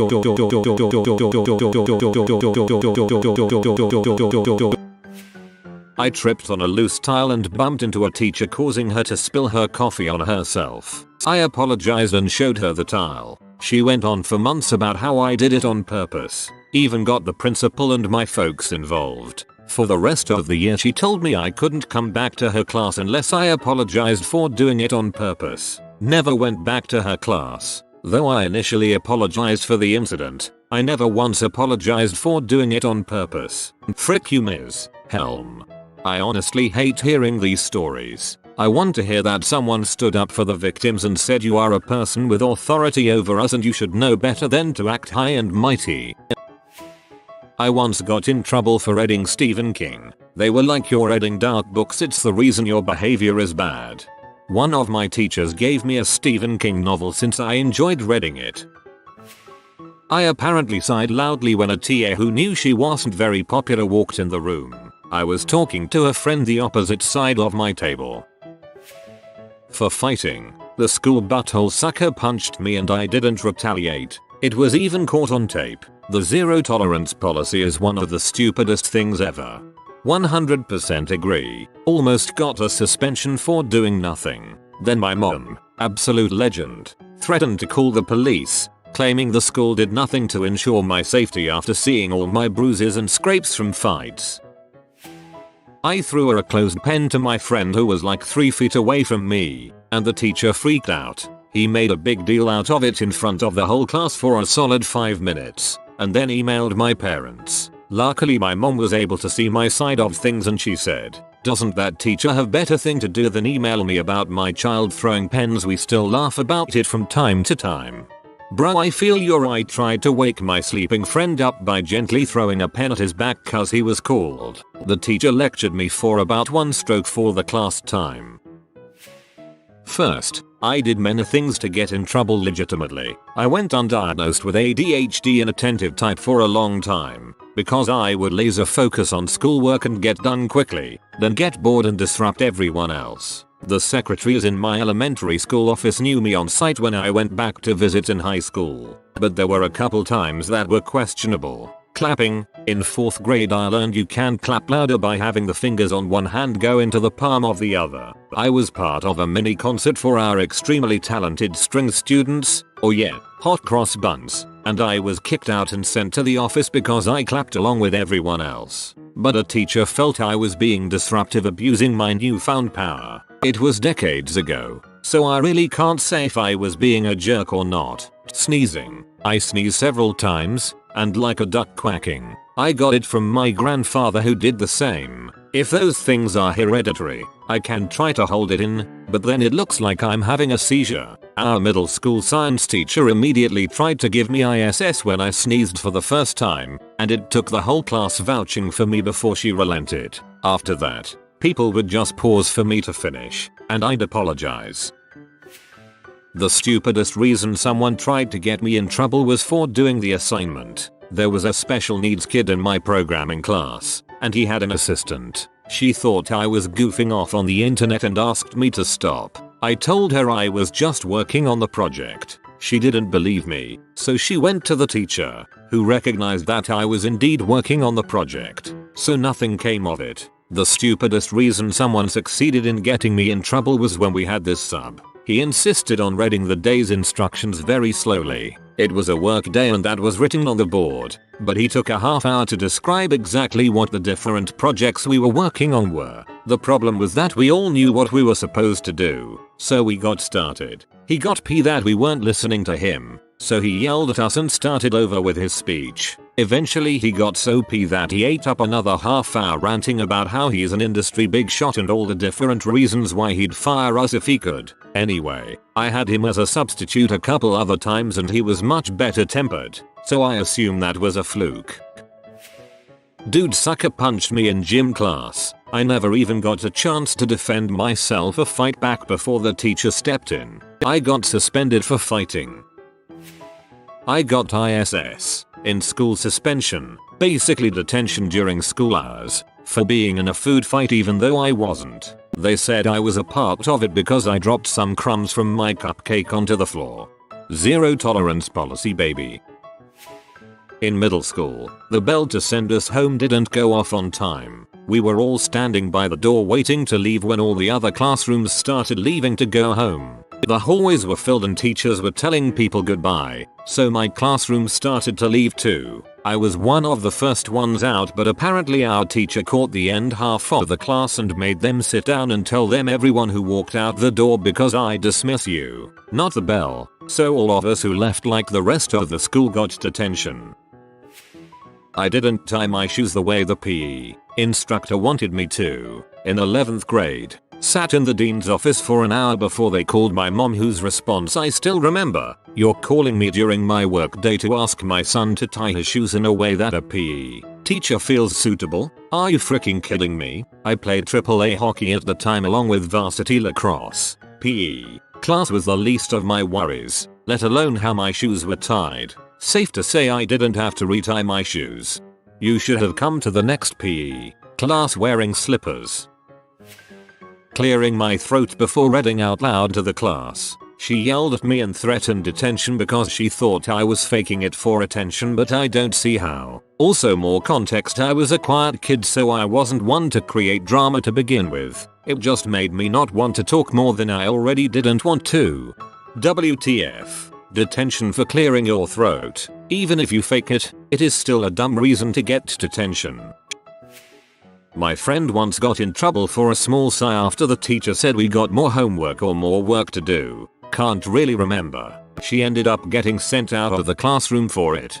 Man, I had something similar happen when I was in elementary school. We had math class, so we had to work on a booklet, and me, not liking math, let out a sigh as I opened it up. My teacher took offense to that, so she took my booklet away and sent me out into the hall to think on what I did. I was sent to the principal in 6th grade for arguing with my teacher when she insisted that Hitler was a communist. The principal literally did a facepalm, but then pulled himself together and lectured me on being more respectful. First one, I was waving my fingers to try to get a stuck sticky paper off of it. The principal was passing my class and saw me through the door. He thought I was throwing rocks in a class at the back of my friend's head. I got suspended for that. Second one, my math teacher when I was 14 years old had something against me. At the beginning of each class she would ask me to go into the corridor for 15 minutes. That was her idea of a punishment. She didn't even bother to find a reason. I just had to get out. These are both utterly insane. What the heck? Spelling test in 7th grade. We wrote down the words as the teacher shouted them out. One of the words was peace. The kid next to me asks, which one? There's 2 different words. Peace, peace. The teacher said, the one on the list you were supposed to study. That's bulls. I whispered, peace as in piece of pie. She made us both rip up our tests for cheating. Peace as in piece of crap, teacher. Failed an in-class project cause no one would let me join their group. The teacher told me to get over it and find a group, which led to a group of popular kids tell me that I'm a loser. Fun times in school. Man, every time I had to do a group project the other people in my group asked to work by themselves so they didn't have to work with me. It felt kinda bad, but I work better alone anyway. At my elementary school, they didn't really have any stuff to play with outside, so we would play with sticks, rocks, pine cones, etc. But they didn't like that, so they would send us to sit at the wall for all of recess if we got caught. It was weird. When I was in the 8th grade we had, for one day, a substitute teacher in our Portuguese class. She had the job to make us do a little text about what we thought it would be the best invention ever. I made it about toilets. We delivered the papers 10 minutes after. As she was reading them she would make comments like too much commas or this needs more paragraphs. As soon as she got to mine she stopped speaking, demanded one kid to go and get the principal. The principal comes, reads the text, also get furious, picks me up, drags me into his office. In there, he and the substitute called my mom, made her do 30 kilometers in a traffic-filled city. When she arrived, she read the text and started laughing, like legit crying and grabbing onto her stomach. They got so mad at my mom for laughing instead of taking it seriously that the principal suspended me for 1 week. Call of Duty and no homework for 1 week thanks to my mom. In middle school, some kids were stomping on caterpillars during recess. I took a Ziploc bag from my lunch and put as many caterpillars in it as I could to rescue them by taking them somewhere else. I fast walked to get away fairly quickly without making a scene. A teacher stopped me and accused me of running and shoving. I didn't touch anyone at all, and when she saw the bag, she gave me a look of utter disgust. I got lunch detention for it. I ultimately switched out of that school because the staff had it in for me for some mental health issues and quirks that I later discovered was Asperger's syndrome. I was waiting in the bathroom for a urinal. A kid walked towards me and choke slammed me against the wall. He told the teacher that I was watching him pee and I got 3 days off after school. A couple of friends and me sat next to our favorite teacher at lunch. We chatted, joked around, it was fun. Then we left. After lunch the janitor complained the cafeteria was trashed and asked who was responsible. The teacher who we sat with and talked to during lunch blamed us. We got detention and had to stay after school to clean. We all went to the teacher and said, hey, we sat and joked with you. You know we didn't make a mess. Didn't care, stuck with the punishment. Oh, but it gets worse. I missed the bus home. I lived 12-15 miles out of town. I had hours of chores to do when I got home. Taking care of animals, stacking firewood. Hard freaking chores. Called my mom to pick me up. Got home, they had called my dad. He didn't care the reason I got in butt beating for getting in trouble. Not like a spanking. Whipped with a belt that left welts making it hard to sit. My mom believed me, so the next day she went to the school, talked to the principal and teacher. Neither of them cared. To any teacher that reads this, please, you know the kids that are getting abused, even if you don't have solid proof. Please try to help them out. Don't do this crap that puts them in more physical danger and stress. I got a B- on an assignment once, so the teacher decided I was slipping and had me on lunch detention, and I had to show my assignments ahead of time.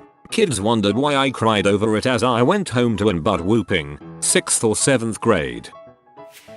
A kid came up to me and punched me. I didn't even punch him back or do anything because a teacher saw right away. I was suspended for 2 days for fighting.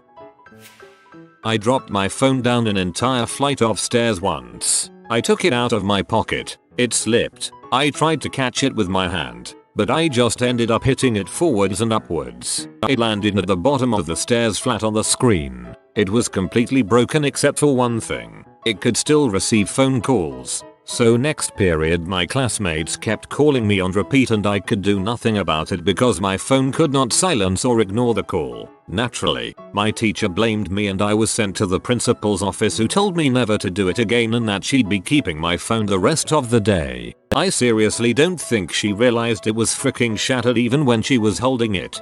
I would ask my friends to keep on making calls to that phone so the principal would have experienced it too, lol. This will get buried, but I do have a story. When I was in 3rd grade, we kept all of our folders in this little denim pocket on the backs of our chairs. About halfway through the year mine ripped, so it was pretty difficult to keep everything inside. I was a relatively quiet kid though, and I didn't say anything to the teacher. One day we had a substitute. She was a pretty typical old woman who didn't seem to care much about us at all. We had to take a spelling test that day, so she asked us to put our dividers up. As well as being a quiet kid, I was also a kid with undiagnosed ADHD. I already knew the material she was teaching us and I instead got myself absorbed into a book. I didn't notice it was time to take the test until my classmates were putting up their dividers. I shut my book and went to grab mine. At that exact moment, my denim pocket completely broke. There were papers everywhere. My panicked little 7-year-old butt scrambled to grab them all and put them back in, but putting folders in a broken pocket is an arduous task, and the tests were already passed out before I could finish. So what does the sub do seeing this tiny 3rd grader scrambling to shove 30 crinkled note sheets into a little red folder? She screamed at me. I'd never had a teacher go off on me like this sub did. She ridiculed me for holding up the class and making the other students wait. I couldn't help myself. I burst out crying, which only made her yell even louder. I obviously wasn't some perfect angel during elementary school. I was smart, but I also had a lot of behavioral issues at the time. Once again, undiagnosed ADHD. However, I couldn't always control my actions, and my teachers were usually very understanding of that, seeing that I was otherwise a pretty chill kid. But this substitute yelled at me as though I had spilled my papers on purpose. My little brain could understand being disciplined for something caused by my actions, but I couldn't comprehend being screamed at for something completely out of my hands. I had actual nightmares from this woman. I don't even know why, because I can deal with those types of people fine nowadays. She ended up telling the principal about me, but luckily he was a pretty cool dude. I never had that substitute again. Of course you have nightmares from that. You were tiny and powerless. She was big, powerful and crazy. My boy, do I have a list for you. One primary school, grade 6. We had a youth Christian band come play for some Christian holiday period that we were at school for. At the end of the show I had a tickle in my throat and started coughing while still clapping at the end, as everyone else in the church did too. Was pulled aside for booing the performance. No one booed the whole event from memory, and couldn't fight it. 2 weeks detention and forced to join the choir club. 2 high school, grade 8. Someone stuck a condom to the outside of my school bag, which was on a bag rack outside the library. No bags in the library. Another student brought my bag in and showed a teacher. Once being identified as my bag, I was given a week detention. 3 high school, grade 8. Did my homework in class, the same class we were given it. Teacher was annoyed I skipped ahead because I already knew it all. Was stuck cleaning the science rooms for that day's lunch break. 4 high school grade 9. A new student with the exact same name as me joined my school. Proceeded to acquire all of his uniform detention slips for half the year. I fought all of these, but when a substitute would be in charge of detention that day I couldn't get out of it. 5 high school grade 10. Complimented my history teacher on her dress. Substitute reported it to higher ups. Both me and her were investigated by the school to make sure no fishy business was going on. 6 high school grade 12. 1 day suspension for refusing to complete my assignment, an assignment I had handed in 3 times all prior to due date. All on a new USB each time as it was for graphic design, and I also never got those 3 USBs back. 7 high school grade 12. Skipping a class I was there for. As in, the teacher marked me as away, then saw me in class about 5 minutes later, then printed off the detention slip and gave it to me. I was also sitting only 2 seats away from her. 8 high school grade 12. Had an allergic reaction to makeup we used in special effects. This wasn't a previously known allergy of mine, so I didn't know. Teacher didn't believe me, so I was required to catch up after school the first day I came back. 6, 7 and 8 all the same teacher who I had for 5 years and who I had complained about to the school for 5 years in a row. We should clean our classroom and naturally there was a lot of trash. We only had 1 trash can and it was full, so I compressed it because it was 50% air, and the teacher got mad at me, wrote a letter to my parents and moved me on this stupid smiley board to the red side. I can still remember this until now. These are more ridiculous than I was expecting. I got called down to the office for skipping a class I didn't have, with a teacher I never had. It's kind of a tie. I got suspended on the last day of middle school for having a green mohawk, and then a few years later, I got in school suspension for saying hi to the principal. I'd love to hear how saying hi got you suspended. I defended myself against a bully that was bothering me for years. My family and I reported it multiple times to the school, changing classes because he was in them, only for him to then be changed into my exact same classes because he was disruptive. What a shock. So I had to keep dealing with this butthole for a majority of my high school career. One day he did something, said something to me, can't remember exactly what, but I just snapped. In all of my built up anger I screamed, "You want to frick with me? Do you?" and attacked him. I was seeing red, fully prepared to beat all of my anger and frustration into him that has been building up the last few years as I lunged at him, and he ran away. I sat back down at my desk like nothing happened, but was sent to the principal's office. The assistant principal was really nice and understanding of all of it, saying that they totally understood and were sorry I had to deal with that, but because of school policy I was suspended. I didn't get in trouble by my parents though, stating they were very proud of me standing up for myself finally. Not going to lie though, it was a cool feeling afterwards. People in the classroom were talking about how I would beat his butt and finally shut him up, and for a wimpy loner kid like myself not having any friends, it felt good. Nobody messed with me after that and I felt like a badass in a weird sort of way. It feels good to finally stand up for yourself. I don't condone fighting or violence, and that was the last one I was ever in, but stand up for yourself. Parents need to teach their kids this. Sometimes the only way to get the message across to someone is a physical one, and my message was heard. It felt good. Reddit. What was the most awkward experience you've had in school? First year of secondary school. Getting changed after a PE lesson and the fire alarm goes off. Teacher comes charging into the changing room telling everyone to get the heck out in whatever state we are in. This would have been fine if I wasn't currently wearing my boxers and my school shirt and jumper. So 11-year-old me is standing in the playground with a third of the school laughing at me in just boxers and a jumper. I thought people had forgotten about it until I looked in the yearbook and about 6 people put that moment as their best school moment. 7th grade. While I was waiting for the bus with my friends, I tried to let out a fart. Unfortunately, it was actually a shart, and I let out a pretty decent amount of liquid crap. All my friends knew almost right away, and started cracking up. I figured that I could run home and change before the bus came. Just as I started hobbling towards my house, the bus arrived. I was an idiot. and decided to get on the bus, figuring that I could just get rid of my underwear once I got to school. The bus ride was heck. After the longest 10 minutes of my life, with everyone laughing their asses off at me, the bus stopped in front of the school. During the few minutes in which it was stopped, a couple kids were freaking around and threw one dude's poster out the window. Some kids started spitting on the poster, and the bus driver flipped out. He stormed off into the school and brought the principal onto the bus. The principal ended up yelling at us for an hour about how we're all a bunch of crazy misfits and how we're all going to get a week of detentions. As he's raging at us, I'm just sitting there grimacing in the discomfort of wearing shart-stained pants. Towards the end, he noticed the smell and remarked, "What smells so bad?" Everyone started cracking up at this point, which made the principal even angrier. He gave everyone another week of detentions, which got some people pee at me. After over an hour of sitting on a bus with my pants soaked in crap, I finally managed to make it to the locker room, with many awkward glances along the way. Thankfully, the showers were all unused. I threw my underwear and pants away and changed into my dirty gym shorts. The feeling of wearing filthy gym clothes after 2 hours of sitting in crap is a pleasure that nothing can ever really compare to. TLDR. Don't freaking gamble with a fart. Ever. So this was junior year of high school and it was prom time.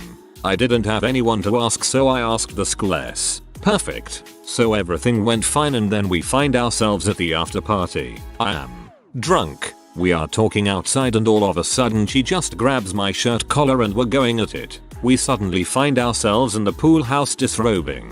I'm in for roughly 2 minutes when suddenly everything goes limp on me. Mother sucker. He ain't coming back. Now while she swore she wasn't going to tell anyone, and that it was totally fine, I knew that was a complete lie. This girl can be a huge C. So yeah, we go back inside. I pass out and I can already hear her telling all of her friends what just happened. So skip to end of the year party. There's probably 200 kids there, and this party was at a large house where everyone partied in one giant room. I was outside smoking a cigarette when someone came outside to tell me to take my time coming back inside. I was like, okay, I will do that. Weird. So I kind of forgot about that warning and walked back inside, and all of a sudden everyone stopped, looked at me, and started yelling limp dong, limp dong, limp dong. I froze. I had no idea what to do, so I just owned it and started jumping up and down while yelling at myself. It wasn't that bad. It was all in good fun,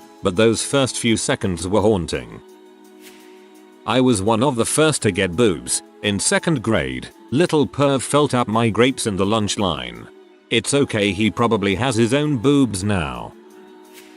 It was my sophomore year picture day and I always, without fail, would mix up the auditorium and gymnasium. Because of how many students attended our school, we were called down to the auditorium to get our pictures taken in alphabetic order of our last names. Since no one in my class had a last name near mine, I walked down to get my picture alone and of course, headed to the gymnasium. I don't know why I didn't get the hint that it wasn't in the gym by the total of 0 people waiting outside, but as I walked in, a whole bleacher full of boys swiveled their head to look at me and shouted, "What are you doing here? You don't have a dong." I got so flustered and awkward that I turned to leave and ran face first into the door, giving myself a nosebleed and prompting me to do a shame walk to the nearest bathroom. TLDR. Walked into an all-boys gym class, got flustered because I was lost and ran into the door giving myself a nosebleed. 8th grade. Drama class. I'm a guy. Back in school I was a challenging student who would do anything for a laugh. I guess I must have been funny, because I got the lead female role for a play. It came from old Shakespeare days when males played all roles. We took the show on the road to old folks' homes, other schools, and wound up at physically mentally handicapped school performing for them. We had the understudies take the lead roles. I was left with nothing to do. Backstage there was a larger girl who was trying to wrestle me. Being a 13-year-old male, wrestling was my thing. I thought we were finished. She thought otherwise. I went to take a peek at the audience. She ripped my pants down. I turned around and kicked her super hard in the stomach and yelled, "You be," at the top of my lungs. I didn't mind an entire school of handicapped children seeing me naked, But when my teacher stormed backstage and asked what was going on, I felt bad trying to explain nudity, and the girl laying on the ground making dog barfing noises trying to recover from a kick to the stomach. I didn't get along with most school staff, and here I was letting down one of the few who understood me. In my high school we had different tracks of math, and in the advanced group there was only enough students for one class each year, so I basically did 5 years of math with the same 22ish kids from 8th grade. We started algebra 1 in middle school to 12th. So in my junior year the girls who were all friends and clique Y were talking about boys that they thought were cute. Apparently no one remembered or cared about the fact that I was in the classroom because someone mentioned me. One girl said she thought I was really hot, and then all the other girls laughed at her. I spent the rest of junior and all of senior year thinking I was just about ugly as frick. It turns out they were just laughing for some other reason, because I was told by one of them about a month before I got out of high school that they all thought I was cute. No one freaking told me that. I'm still confused about what happened in my high school years. Was feeling a bit nauseous at school. I should have avoided eating anything, but grilled cheese and tomato soup was too enticing to pass up. 5 minutes later, I stand up and projectile vomit enough tomato soup to turn our cafeteria into a murder scene. At my graduation ball, security caught me rolling a joint on the toilet and marched me to the table that had my entire proud family seated around it to confess to them what I had just done. I had this foreboding that the whole school would know and dreaded the upcoming Monday, but there was nothing that would have prepared me for the amount of whispering and pointing that set in as soon as I stepped through the school doors. I tried finding my friends to assess the level of damage that had been done, but before I could manage to do so, I was whisked off to the principal's office, who kept asking me to admit it in a dramatic voice but refused to tell me what it even was. At least, this got me out of class for 2 hours, after which he had to let me go as I kept refusing to admit to anything. Schools are not allowed to do drug screenings on their students in my country, in case you're wondering. When I came out of his office, there was a whole bunch of people loitering around there, all trying very hard to avoid my gaze as I walked past. In the beginner yard, the music teacher I had last been taught by 4 years ago grasped my hands, asked me to please get help and quit this life, then handed me some brochure. The whole thing just kept getting more and more awkward. I was feeling horrible by now, and still had no clue what was going on. When I finally managed to find my friends, they weren't in the same grade, so it took some searching. They told me that apparently I was a drug dealer and had been caught trying to sell a kilo of weed at the ball, as well as trying to put LSD in the water supply of the venue, stupid to the max. But people seemed to believe it. The whole thing thankfully got eclipsed by the stress of preparing for and actually passing the graduation and end of year tests, but for a while, I got asked for drugs so often it really wasn't funny anymore. Some deadbeat potheads suddenly thought I was one of them and wanted me to go smoke with them all the time and hook them up. Something I definitely didn't want, as I had seen a few of my friends become pot zombies by that point. Many people didn't even want to be seen talking to me. It's a funny episode in retrospect, but when it happened, it was kinda scary to see how easily people believe any kind of crap and just go with it without even thinking twice, and how opinions are shaped. When I was a freshman in high school, I was heading to my locker on a very large high school campus, and I gambled with a fart. I lost in the most extreme way possible, as a liquid torrent of chunky fesses rolled into my pants and down my left leg. I stood, stunned, in a hallway filled with students as I realized my life was over. I walked, knees locked rigid so as to minimize locomotion in my pants, to the bank of payphones and waited with horror as I waited for one to become available. Finally, after an agonizing minute, I scooted up, slid in a quarter, called my mom and said simply, I need a clean pair of pants, underwear, socks, and a jumbo plastic bag as soon as you can possibly make it happen, and hung up as soon as she assented. I then continued my penguin shuffle towards the nurse's office, but as I passed a girl I had a massive crush on, she called out to me, waved, and asked how I was. My face went crimson.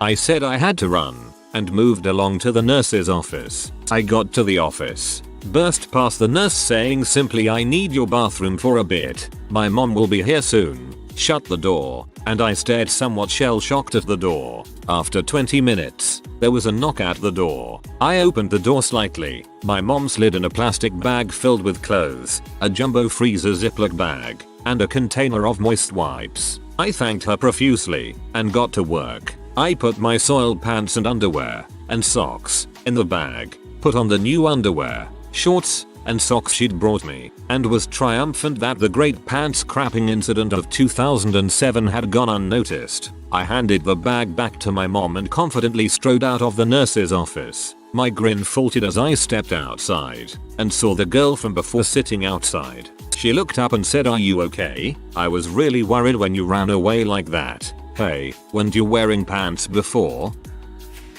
In middle school, going through puberty and all, I had my period during class. Of course I just sat there until break. When break finally came around, I went to the washroom to clean myself off and then come with some supplies to clean my seat because I wouldn't be in that classroom for the next period, and I didn't want someone else to clean my mess. Little did I know, a bunch of guys were around that seat, not from my class, all grossed out and all. Here I just come walking in, cleaned the seat as quickly as I could and then left.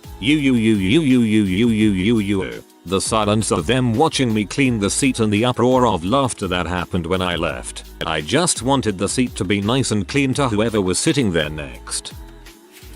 In junior year, my friend and I would have dance-offs during lunch. We were both as white could be, so it just amounted to a comical display of discombobulated flailing in front of a packed cafeteria. Eventually, the lunch ladies would turn on music for us. Once, we even got free lunch. Good times. Anyway, one day we had a dance-off. Everyone was cheering or throwing things at us. Music was playing. About a minute in, I noticed someone standing immediately behind me. Oh, good. An outside participant, I thought. I decided to twerk myself over to them. I made contact, and the person backed off. I chased them down with my gyrating butt. That's when I noticed the entire cafeteria had gone silent. No music was playing. No one was clapping. I was the only sign of life in a field of kids frozen in time, mouths agape, all eyes stuck on me. I turned around and there I saw him.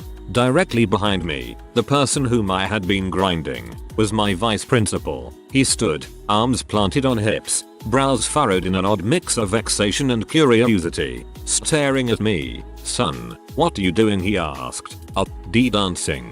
"Well, we gonna have to have a little talk in my office, then," he said, eyes flaring to punctuate talk. "I'm sorry, I won't let it happen again." I was as sheepish as I could be. How does one explain that they got a detention for giving the vice principal a lap dance? "I'll be calling you later. Sit down and finish your lunch." He turned on his heel and left. The roars of laughter would have been appreciated had I not been having a panic attack at the moment. My father was absolutely against all forms of class clownery. I spent the entire day dreading the promised summons, but he never called. I got away with it, and from then on, I was the kid who gave the vice principal a lap dance. TLDR, I accidentally gave the vice principal a lap dance. Before I begin, I just want to state that I have shared this on Reddit before and it was the most awkward situation I was ever a part of during high school. I was heading to my locker during my spare block after lunch to grab a Pop-Tart out of my locker when I see this girl from another high school in the hallway. She used to go to our school but she got expelled for showing up to class drunk. Anyways, I see her in the hallway and I walk up to her to say hey. Before I can even utter a word, she runs right at me and jumps on me, giving me a massive bear hug. As she's hugging me, I can smell the whiskey on her breath. She lets go of me and I ask her what she's doing here and she said she was here to see a substitute teacher. Let's call him Mr. Williams. She had heard he was going to be teaching here today and she needed to speak with him. I'm bored during my spare, so I decide I'll help her find Mr. Williams. I didn't ask why she needed to see him. I wish I had though, or else I wouldn't have helped her find him. Anyway, we go classroom to classroom looking for him and we must have searched 7 or 8 before we found him. When she walked into that classroom, he looked like he had seen a ghost. I have never seen a man look as scared as he did in my entire life. She gets right into the middle of the classroom and in her inebriated state she blurts out that she's pregnant and that Mr. Williams is the father. She goes off on this huge rant yelling at the guy out about how he hasn't returned her phone calls or texts since the last time they had sex at his place. She asks him why he hasn't returned his phone calls. He is just standing there in a state of shock, unable to put a coherent sentence together. Then she begins to cry and asks him if it's because she isn't attractive enough for him, and before he can even reply she lifts up her shirt and takes it off and throws it at him. Then she takes off her bra and throws it at him and yells, "How can you not want this body? I'm the sexiest woman you'll ever frick." Once she yelled back, "I just got the heck out of there. I didn't want to be around when the principal or any other teachers showed up. I didn't want to be around when the principal or any other teachers showed up. Man, you are stupid. You had front seat at the show and you ran away." Me and some others found it funny, but I took ROTC in high school, and after 2 years I basically just sat in a small office during class until PT on Friday. The officer cadets always use the office to change since it was easier and faster. After PT one day I went in early since I had to do something else. Started changing. A girl who technically wasn't allowed to change in there, but we let her anyway since we were friends, accidentally walked in on me half naked. She made it halfway in before we both simultaneously noticed each other, and she bolted out apologizing. I made a joke about it and she just seemed embarrassed and apologized all day. Kindergarten. Got angry that someone took my toy, so I went on a rampage and hit the crap out of a ton of kids with a chair. I got expelled. Last Friday, leaving lunch, I saw a table set up with candy. I wanted the candy, so I spoke to the people managing it for a minute. I think it was about head trauma awareness. They gave me a ticket to a film I presume was about head trauma, but could tell I wasn't interested and asked me to give it to someone else. On my way back to class, I saw another ticket on the floor, so I picked it up to throw it in a trash can by the water fountain. One of my teachers was also at the water fountain filling a water bottle. I figured I would make the booth people proud, so I offered them to her. "Do you want to see this? I got some tickets." Ooh, I really wanted to go to that, but I have to go home. I stared at the tickets for a second trying to figure out why anyone would have planned to see this, but had to get back to class in a few seconds. So I just said, "Okay," and lightly jogged away. She called out, "That's so sweet," as I left, and that's about when I realized what I'd just done. But the bell rang, and I missed my chance to explain myself. I have to see this person tomorrow. TLDR. Accidentally asked my teacher out with a pair of tickets on a Friday night and then ran away. When I was in grade 10, a kid I kinda knew at the time offered to sell me coke at school. I'm not a big drug user and I don't know what I was thinking, maybe like cola or something for some reason. I follow him to the bathroom and he pulls out a big bag of powder. Here comes the awkward part. A lanky guy comes out of stall, sees me and this kid with powder. Unbreaking eye contact. No words at all, he just nopes the frick out of there. Didn't even wash his hands, absolutely disgusting. The first day of my sophomore year I was walking to all of my classes, getting to know my schedule and the locales in which I'd be suffering for the next 180 days. As we all know, the first day of any school year is the hardest. Everyone's so used to not being around each other that we just kinda sit in silence and wait for some sort of awesome bonding experience to ooze out of nothingness. That's probably just me. Anyway, the day was awkward in general, but the worst part was when I had to go to my algebra class. I was late on the first freaking day, so I walk in and everyone goes silent. Everyone was looking at me, so out of impulse I yell at my teacher, "Sorry, first day schedules," even though she's right in front of me. She shudders at the volume of my voice and doesn't respond, and I'm kinda shifting weight on both feet, trying to hold in the bricks that were forcing themselves out of my anus. Anyway, like I said, she looks at me like I'm a freaking idiot and she doesn't respond, so I just play it off real cool and start looking around.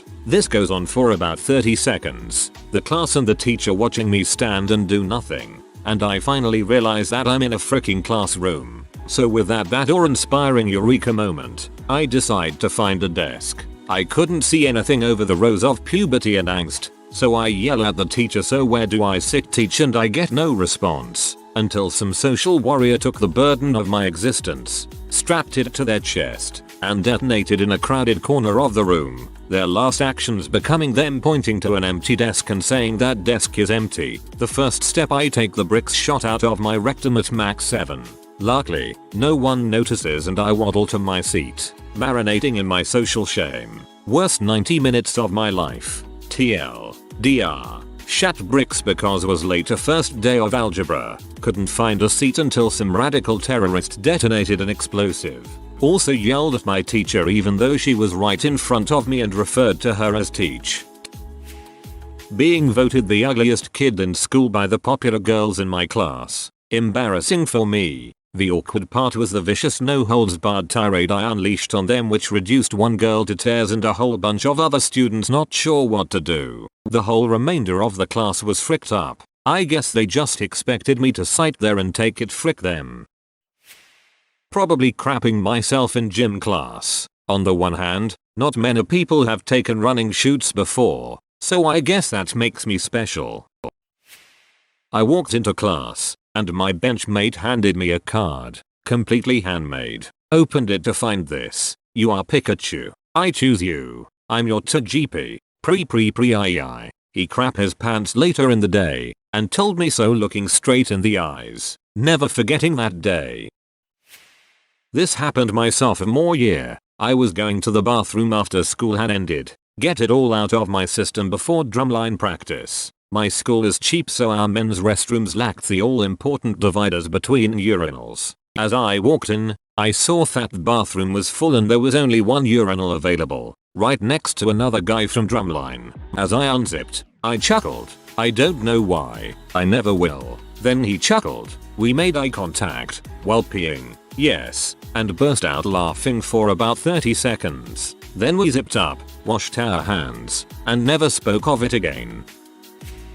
My senior year of high school, I was assigned a group project of books we had individually read previously in the year. Naturally, my 4 best friends and I got together to work. We incorporated all the main characters of the books into a satire film with a plot that ended up ridiculous and complete ball wash. Probably because we shot and edited the thing at 12 the previous night. Anyway, I don't remember all the characters, but I do remember 2 of them were from Cormac McCarthy books and one was Precious from that Sapphire book or whatever. Seeing as how it was a satire, we decided to use blackface for Precious's character. Not just blackface, I mean blackface. The full out tar baby red lips, white around the eyes blackface. Also, a large nasty nappy wig. In a scene of our skit, she had just gotten out of the shower and was wearing a towel. Man, it was great. We got a pillow and a belt and situated it perfectly proportional under the towel to imitate her belly fat and boobs. So the character, who was played by yours truly, sits down and starts eating watermelon. Just in case we hadn't been racist enough yet, the following scene was her being fricked by the main creepy McCarthy character from No Country for Old Men to the tune of Cotton Eye Joe. We watched our video during class. As soon as Precious I walk out of the shower, our massively obese black vice principal looks through the small window in the door. He watches through the watermelon and sex scene. He slowly opens the door, pokes his head in for 10 seconds, and then slowly closes the door again, staying silent the whole time. My friends and I melted in our seats. We thought we were done for. He never spoke of it to us. But man, were we terrified. All of our classmates were almost as embarrassed and didn't even so much as chuckle through the whole video. And our teacher, a new age, feminist earthy lady, almost broke down and cried in class for allowing us to show it. It was a terrible idea, and we were C for being that racist, and we deserved all the awkwardness and more for our shiftiness. TLDR. My black principal walked in on a terribly racist video a project group and I made and was showing in class. Teachers of Reddit. Who was the worst parent you've ever had to deal with? My wife is a teacher and had a kid who kept asking to stay after school. This puts my wife home late, but she cares about her job, so she kept doing it and tutoring him. Except that she noticed this kid doesn't really need any help.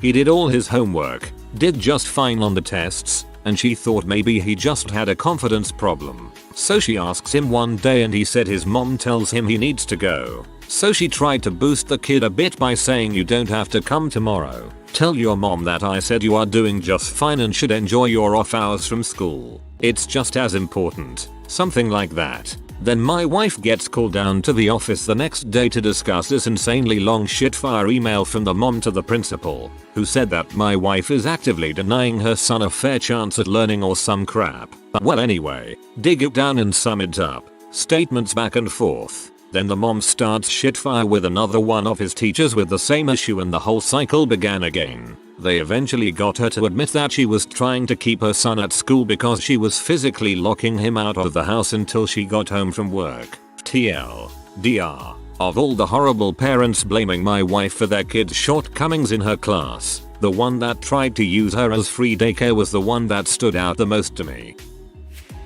This is easy. This was over 35 years ago. I once had twin girls in my sophomore general business class. They were nice girls. Didn't talk much. It didn't take me long to realize that they were struggling. They never completed any quizzes or tests, just returned the papers blank. No homework. I tried contacting the parents, couldn't reach them. Talked to the principal, the counselor, the social worker. No luck. Finally I went to the house. The girls were there alone. Said their mother was at the store. I stopped back at the house a couple of times later in the week. Still nothing. Eventually the girls didn't show up in class and the principal said they had left school. I never met this parent, but she was definitely the worst one I ever had to deal with. Jay's mom. This story is a colleague's. The science teacher said, for this unit, I'll be taking you all to Mars. Jay's mom comes in person, yelling about how ain't her kid going to know Mars. She ain't give permission for that. True story. You signed Ms. Frizzle's permission slip so we're all going. Not me, but my wife. She teaches 5th grade. There is a child who regularly comes to school smelling like fesses. When asked if she needs to go to the restroom or anything, she'll just say no and deny any mess when asked in private. On 1 or 2 occasions, she's gotten up from her seat, and there has been a urine puddle that she's been sitting in. She claims that she's possessed, and will never do any work. She has constant outbursts, where she will say she's going to kill herself or other students. My wife has tried everything with the school counselor and school psychologist to rectify any issues, taking it as far as contacting DCFS. This includes involving the parents, but the parents equals just mom, as she has full custody of the girl for some reason. She claims the dad is a danger to the girl. However, my wife has met the dad, who is trying to get legal custody now, and says he's in a much better situation to take care of this child. Mom will not get involved. She will set appointments to appease the administrators and then she doesn't show up.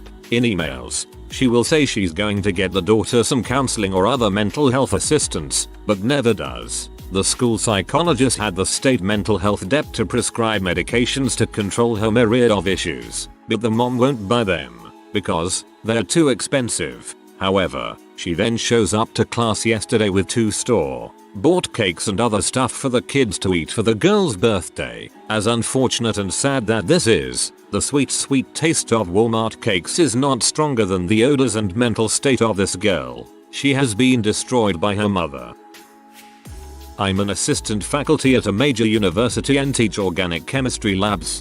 Because of the size of the labs, the course sections are largely taught and graded by teaching assistants. One day, one teaching assistant noticed that a paper had been turned in by a student he didn't have, who we'll call Mary. He also was missing a paper from his student, who I shall call Bob. The TA tracked down Mary's TA to talk about it. What they discovered is that Bob and Mary had been turning in identical papers for the entire year, only switching the name at the top. Because of how large the university is and because we didn't use any type of plagiarizing checking software at the time, it's purely by luck that we caught this. Submitted the work to the Academic Integrity Board. Thought it was a pretty clear-cut case and that they'd get XFs on their transcripts, and wiped our hands of the situation. Turns out, Mary's dad is a lawyer. He argued the legality of our syllabus and how plagiarism isn't clearly defined enough for the students and that we couldn't produce sufficient proof of who cheated off of who,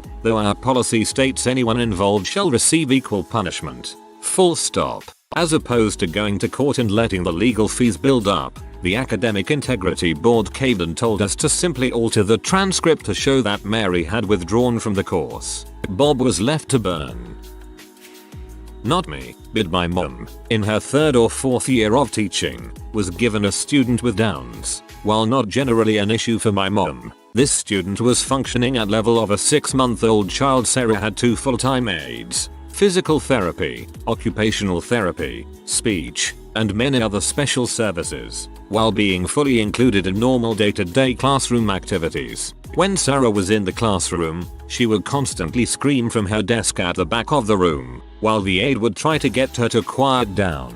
In an attempt to get her to communicate, they gave her a speech board with buttons she could press to get what she wanted. The buttons had her favorite foods on them, so when Sarah wasn't screaming, you had the speech board yelling out chicken nugget, Doritos, chicken nugget. There were instances where she would eat her Doritos, masturbate, and then lick her fingers clean. She also could not use the restroom and was in diapers, which had to be changed by the aides. So why was this student in a normal education classroom instead of a special day class? Her parents sued the school district to force her into the general education classroom via multiple lawsuits, not just against the school district, but against Sarah's teachers as well. Any negative word about their daughter's capabilities, they would start a lawsuit. At every IEP, there were more lawyers than school staff. During one IEP, they asked what my mom was teaching in English. She said they were reading Maniac McGee, which was about racism.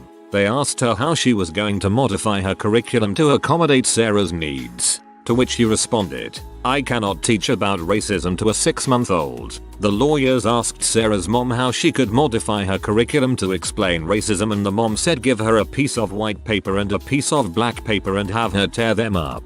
The mother would randomly show up at school and watch the classroom to see that their daughter was being included. Kids reading a book popcorn style. Sarah had to have a chance to read as well. Sarah's aide covering Sarah's mouth to get her to be quiet. Complain to the school. Get the aide fired. File a lawsuit against the school for not providing the aides required in the last lawsuit, and a lawsuit against the aide for harming their daughter. The parents were just unwilling to accept the situation that their child would not be going to college and would be lucky to ever be able to get a job. They had a son as well who was actually pretty smart, but he was ignored and his sister's educational needs placed above his own. The parents had zero involvement in his schooling, which was really sad. My mom ended up doing a good enough job to not get sued, but she had multiple aides either get fired or quit due to the situation. It was a nightmare for that entire year, with my mom coming home crying every night. Worst experience in her 20 years of teaching.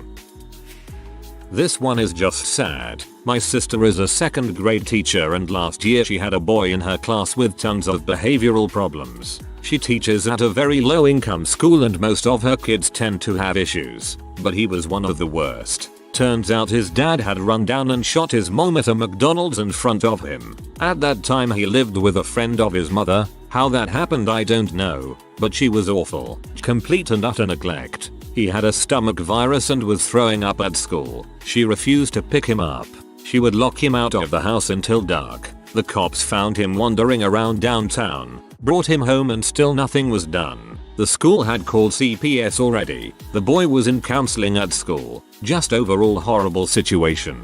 My sister started to really work with him and they ended up being really close. Eventually he moved in with his grandparents, and things got a bit better for him. His grandmother isn't very nice, but his grandfather is very supportive even though he has health issues. They are also raising 4 other grandkids. He totally turned around in school and got into sports. My sister still goes to every single one of his games even though he is not in her class anymore. She just found out however that the grandparents are divorcing and the grandfather is too sick to keep him, so he has to live with his crappy grandmother, and she plans on moving out of state. The only 2 supportive adults in his life are my sister and his grandfather, and both of them will be taken away from this 10-year-old who has already had a crappy life.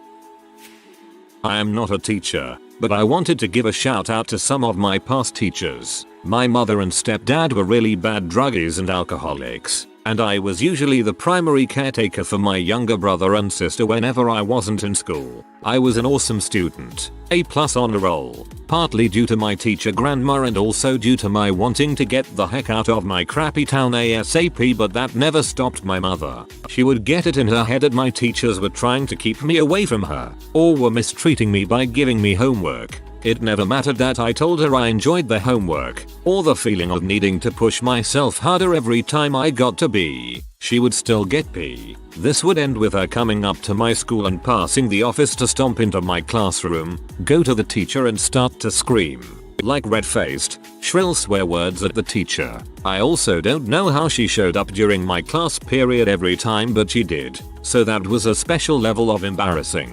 My teachers, in the 8th and 9th grade, there were 3 that this happened to over the course of the 2 years, never took it out on me, and would escort her into the hallway. I never knew how they did it, but they would either calm her down or manage to get her to leave. Still pee off, but she would leave. They never called the cops after realizing the first 2 times that the police wouldn't do anything but take her home, and CPS said it wasn't anything they would look into. These teachers are awesome and amazing, and were able to still control their classrooms during this. After every outburst was a small conversation where any questions could be safely asked, and somehow no students ever bullied me about it. Well, one time one student started laughing and calling me the crazy WS daughter, so I kneed him in the nuts. The teacher looked at both of us and let us decide if that made us even and we wanted to drop it, or to go to the office for them to sort out. We became fast friends. TLDR. Had a crazy mom who screamed at teachers for no reason. Teachers stayed cool and in control of everything. Still had a good time at school. Teachers are awesome and need to be paid more money. My cousin is a teacher. She once had a parent-teacher conference with a single parent and the other teachers of one particular student. So there's like 4 or 5 other teachers sitting in this guidance counselor's office, and after waiting 20 minutes past the scheduled time, the mother finally shows up. The woman came in and immediately went off on all of the teachers. Despite scheduling the conference, the woman kept claiming that she didn't have time to do this, and that she works 3 jobs and 120 hours a week. She said her kid just doesn't do homework, but she does fine on the tests. All at once, the teachers started interrupting each other and pulling out evidence showing that the kid was failing not 1 or 2 tests, but all of the tests in all of her classes. Giving up, the parents said whatever, she'll drop out anyway. She's got a full ride to Auburn on a dynasty scholarship. So finally it becomes quite clear that the parent just wants her kid to get moved to different classes to match the classes her friends are in. Hearing enough, the guidance counselor responds in a gloriously pleasant voice, "I'm afraid that's not going to happen. Someone has to teach your child that she is not going to get whatever she wants." It was both the worst and the best parent-teacher conference. I had a parent call me because I took away her daughter's iPad. She was 8 and telling the other students that if they didn't own an iPad, it's because either their parents are poor or didn't love them. The mom came in and before she meeting could get underway, her phone rang. She didn't excuse herself and began having a business meeting right in front of me. She even got out her iPad to take notes with her super long fingernails tapping on the glass. When she was done, she thanked me for everything and left. Apparently at one teacher's retirement speeches he recalled a parent he had to call multiple times to explain their son's poor behavior. The parent responded, "I don't call you when he doesn't clean his room." Oh man, I could go on for ages about some of the ridiculous parents I have at my school. There's one particular group of them who seem to really have it out for our school. They practically storm every local school council meeting. These are kind of like PTA, except they have very real power and in fact vote whether or not to rehire the principal every 3 years, as well as most other meetings that involve parents. Bilingual Advisory Committee, Parental Advisory Committee. I'm too tired to come up with any other ones, and give everyone a hard time bringing up issues that really only affect their children.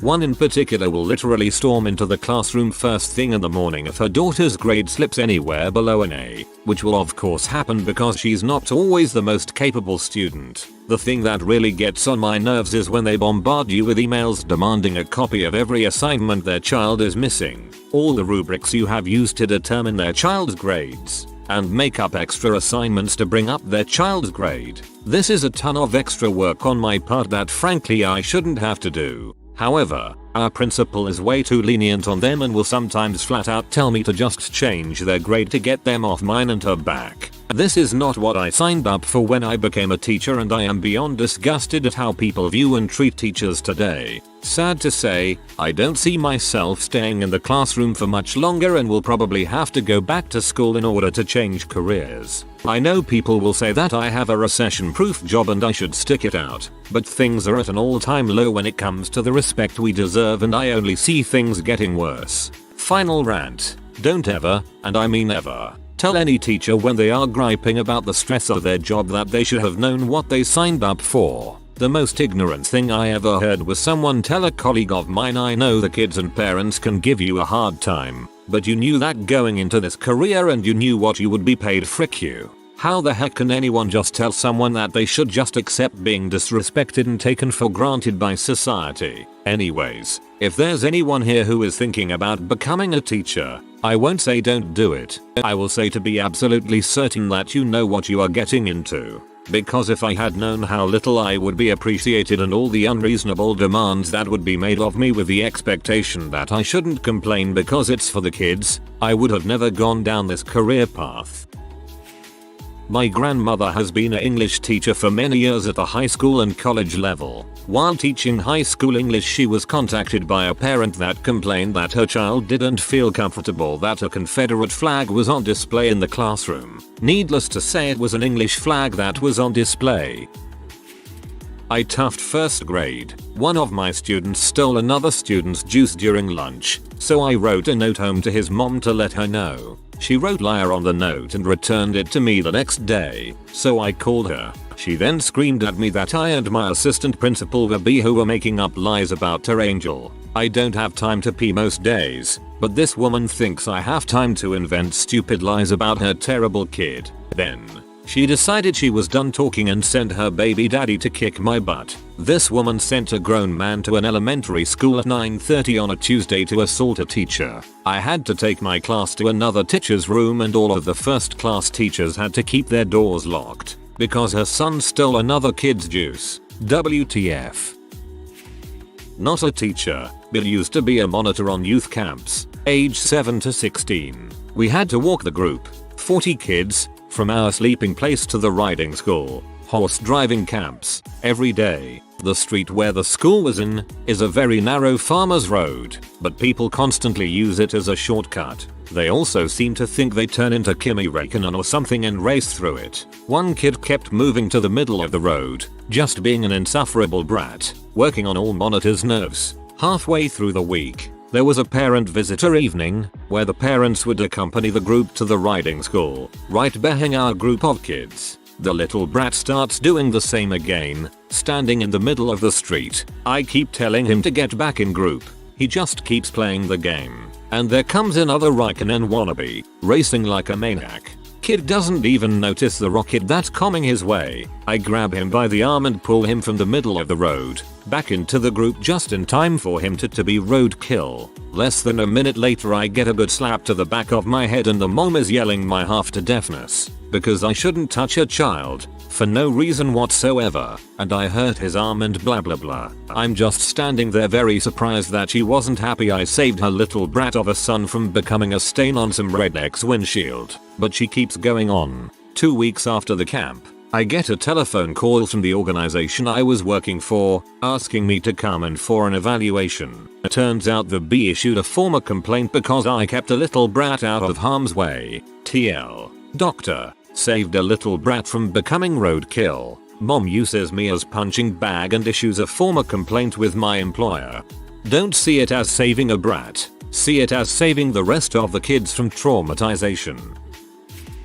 I was a year out of grad school and teaching college freshmen for the first time. I had this one parent who fought all his son's battles. He was outraged I gave his son a B on a paper. He actually came to my office and argued with me. He told me he had a PhD and was smarter than me. Once, the kid misspelled my name on a paper's header, and the father insisted his spelling of my name was correct.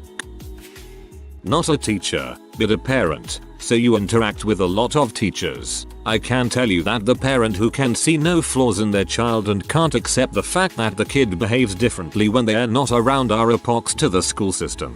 Listen lady, Ethan, Logan, Dylan, Tyler, Aiden or Jackson are mean little suckers that don't listen, and I'm guessing it's partially your fault.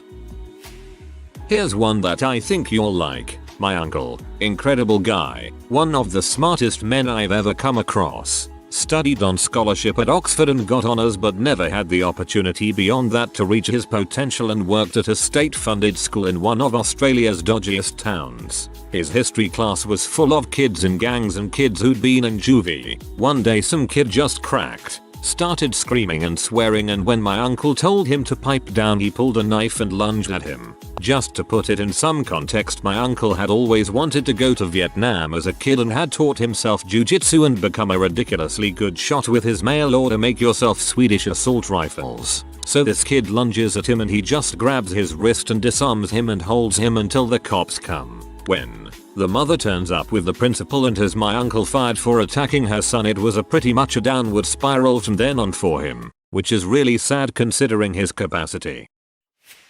I am a new teacher, so not a huge well to draw from, but we had a parent-teacher conference this year with the parent of a kid who was and is failing abysmally. In that meeting, the father of the student said that he knows exactly what us teachers are dealing with and going through, because he took education classes at a community college so he could learn what teachers learn. I looked at a co-worker of mine in the meeting and had to hold back a laugh. The way he said it was so condescending it was almost funny. That was 4 months ago, and the student hasn't improved and the dad won't answer emails.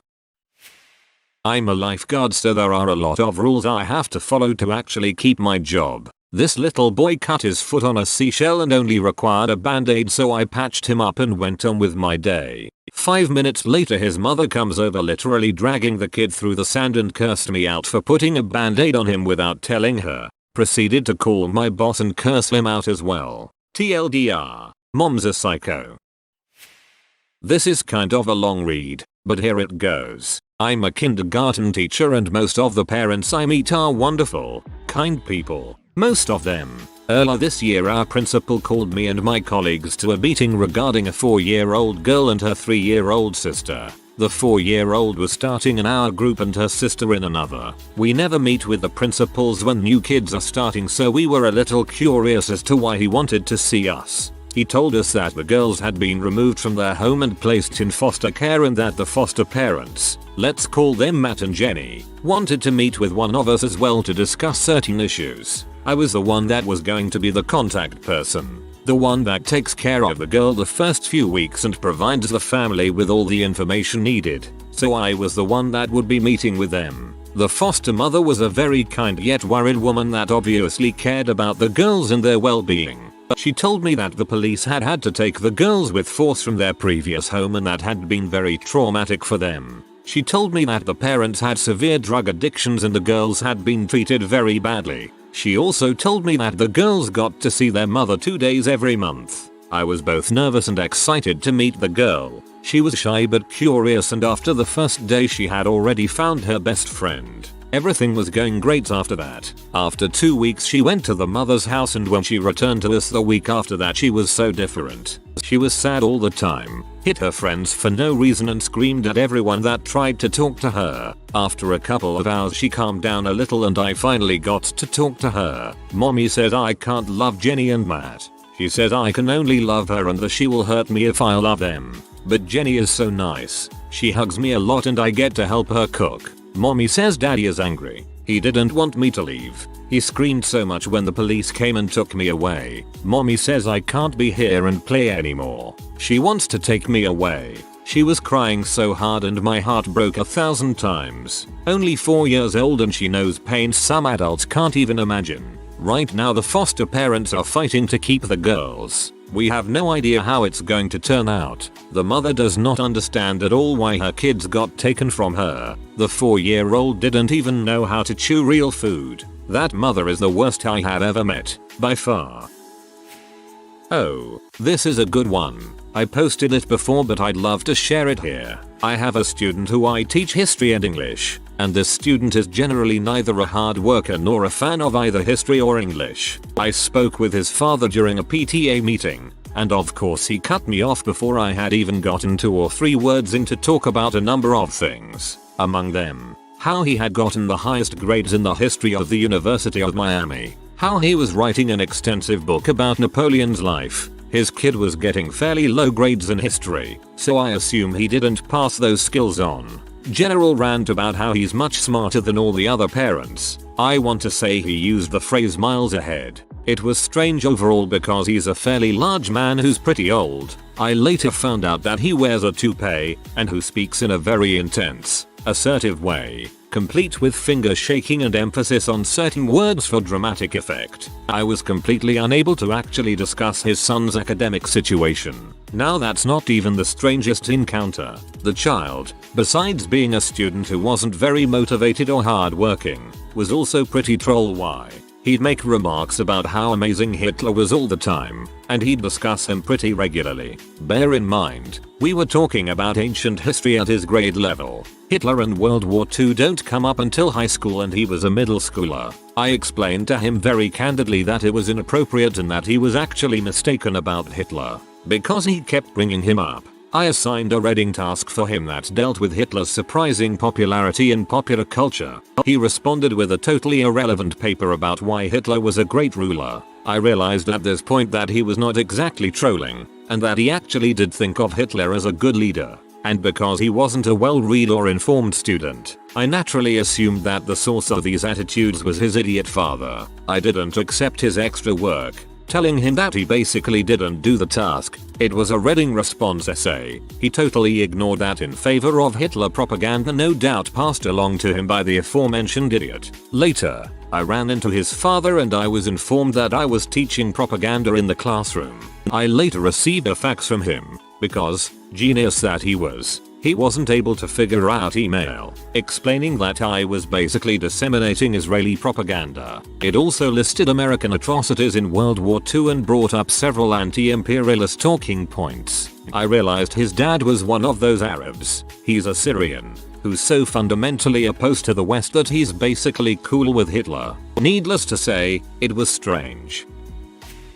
I'm not a teacher, but when I was in elementary school I was a rather fat and unpopular kid. On one occasion I had a mother on a field trip look me up and down and turn to a group of kids who often made fun of me and tell them something that made them laugh. On a second occasion I had a mother prevent me from going to a classmate's birthday party that most of my 4th grade class went to, only to find out later that she made fun of me as being a pig at the party from other classmates. I mean, I get that I was the fat unpopular kid, but shouldn't those mothers have been acting their age? They were in their 30s and 40s.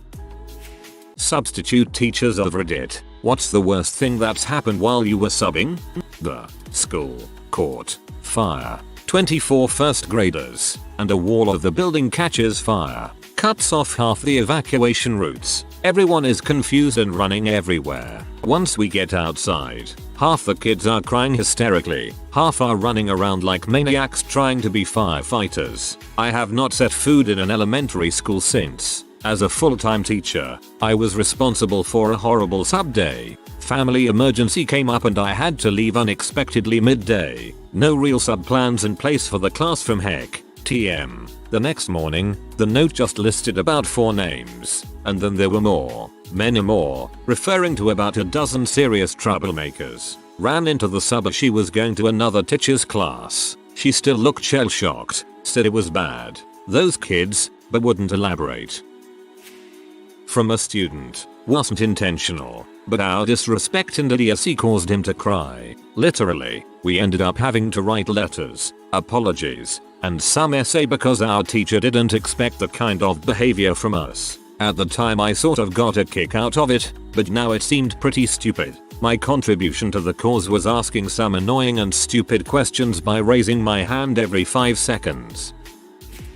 One of my co-workers caught 2 4th grade boys having sex in the bathroom. As it said, if you've been fricked at 4, you've been fricked for life.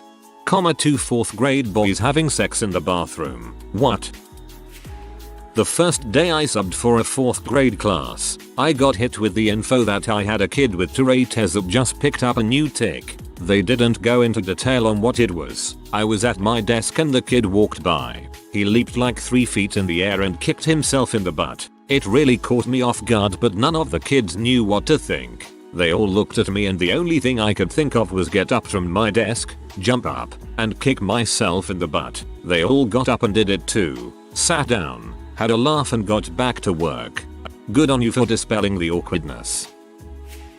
My first year out of college I had to sub in a class for a DLP program. This is basically kids with Down syndrome, severe autism, CP, DB, etc. Well, there was this one student who had so many disabilities. He was nonverbal, couldn't walk without assistance, and suffered multiple seizures. He also drooled a lot, but was conscious enough to spit it into a spare bottle when sitting at a table. Capital W. You can probably see where this is going, but as an athlete I have become accustomed to drinking water all day. I grabbed a bottle off the table and took a big swig and instantly puked. I had grabbed the wrong bottle by mistake. I drank his spit bottle. It tasted terrible, like watered down, lukewarm, puke broth. It stank, and I went home for the rest of the day. BTW. He thought it was hilarious and laughed the entire time I puked.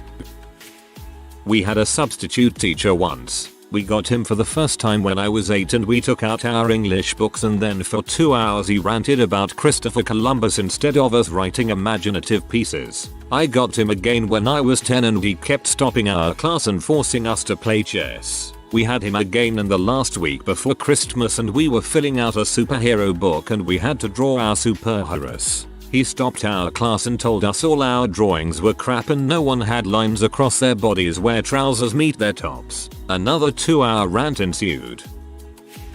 The worst that's ever happened to me was starting particularly strong Braxton Hicks contractions during a fire drill while I was evacuating a group of 6th graders. Scared them silly, but everyone was okay. When I was in 1st grade, a sub we'd had a few times before had a seizure in the classroom, so I'd say that was likely her worst experience while subbing. I'm not a substitute teacher, but in grade 11 a fellow student of mine threw an apple at this sub we had during math class. He got really angry and told that student to go frick himself and to head to the office. Shortly after, the principal and vice principal came and told the substitutes to come out into the hall. I never saw him again. We ended up finishing off the class playing hangman while the vice principal sat in the teacher's desk reading a Time magazine.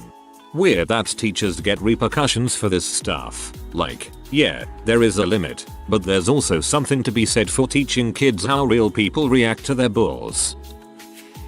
Since this is a substitute teacher thread, I would like to take the time to thank the good subs of the world. One of the teacher that left a lasting impression on me was an Englishman who used to cover for my high school French teacher. This guy was amazing. He spoke several languages and whenever we needed help he was happy and willing to offer it. Not only that, but after giving us whatever assignment our teacher left us, he would engage us in intelligent conversation. The debates we had in his class were always what the entire class looked forward to when he subbed. I found out like a year after graduation that he had died of cancer. R.I.P. Mr. Unger.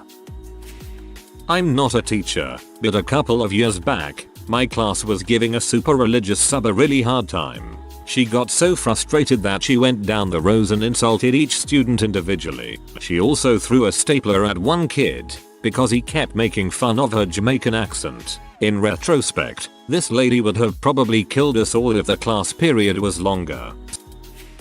An 8th grade student had his dong out and was getting a handy from the girl next to him in his Ella class. I wasn't the sub, but I work in the school. Kid gets more action than me.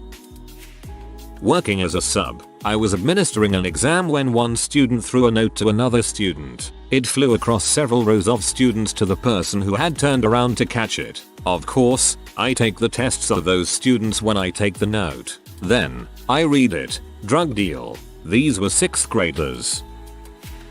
This will probably get buried, but oh well. Not mine, but my mom's story. First day as a substitute teacher. All is well until she has to put on a movie for the kids. All but one kid who finished his work from yesterday morning got to watch the movie. He had to sit in the back of the class and finish his coloring project. When she told him this, he took his crayons and threw them all over the floor. After she asked him to pick them up, he sat there saying effing crayons as he put each one in the box. Just after she asked him not to use those words, it was a second grade class after all, he flipped over his desk and walked out the door. She then called the office and watched him walk to the end of the hallway and jump the fence and leave campus. The office said they would send someone after him and call the police. Apparently it happened pretty often with this kid. Probably would have been nice to let the sub know that beforehand. TLDR. Kids got problems. I'm not a sub, but that's how Reddit works, right? But anyways, when I was a freshman in high school, our English class had a long-term sub because our teacher had twins. The class before my hour was brutal. They would shoot spitballs at her and all over the ceiling. They wouldn't do anything she told them to and would verbally harass her. She would just sit at her desk and cry. Our class gave her a yardstick to hit on the desk to make people shut up, but she was a sweet old lady and never did it. When our teacher finally came back, she said our school was so horrible and vowed never to come back. I haven't seen her since.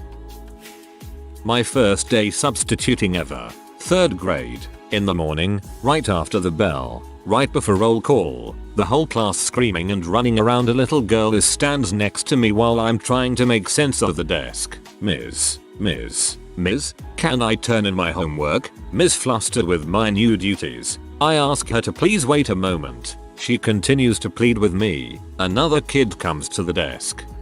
Miss, I gotta go to the bath, strawberries and oatmeal and orange juice all over me, and little overachieving girl while she screams and cries at the top of her lungs. Did I mention I bath when I see bath? I was subbing for a 7th grade math teacher. The students were supposed to be taking a skills assessment on the computers. These tests weren't going to go against their grades or anything. They were just to identify areas where students needed help. So, I quickly noticed that a large amount of students were on Facebook, Twitter. I went up to each kid individually and asked them to just finish the test before they went on Facebook, even if they just blew through it without trying. One student apparently didn't like this and punched me in the back when I turned around. I have osteoarthritis in my back, so this pretty much took me right out of the game. I ended up having to take a week off of subbing and my night job to recover. Definitely wasn't worth the $80. Last week I had a student come up to me at my desk during carpet time. She shoved her hand in my face and this foul smell came from her. She tells me look. I quickly push my chair away from her and ask her what was on her hand, and she laughs and says poop. I ask her how that happened and she said she got it from another student. Finally she fessed up that she had put her hand down her pants after she crap herself. BC she wanted to know what it felt like to touch poop. I could write a book with all the stories I have from subbing.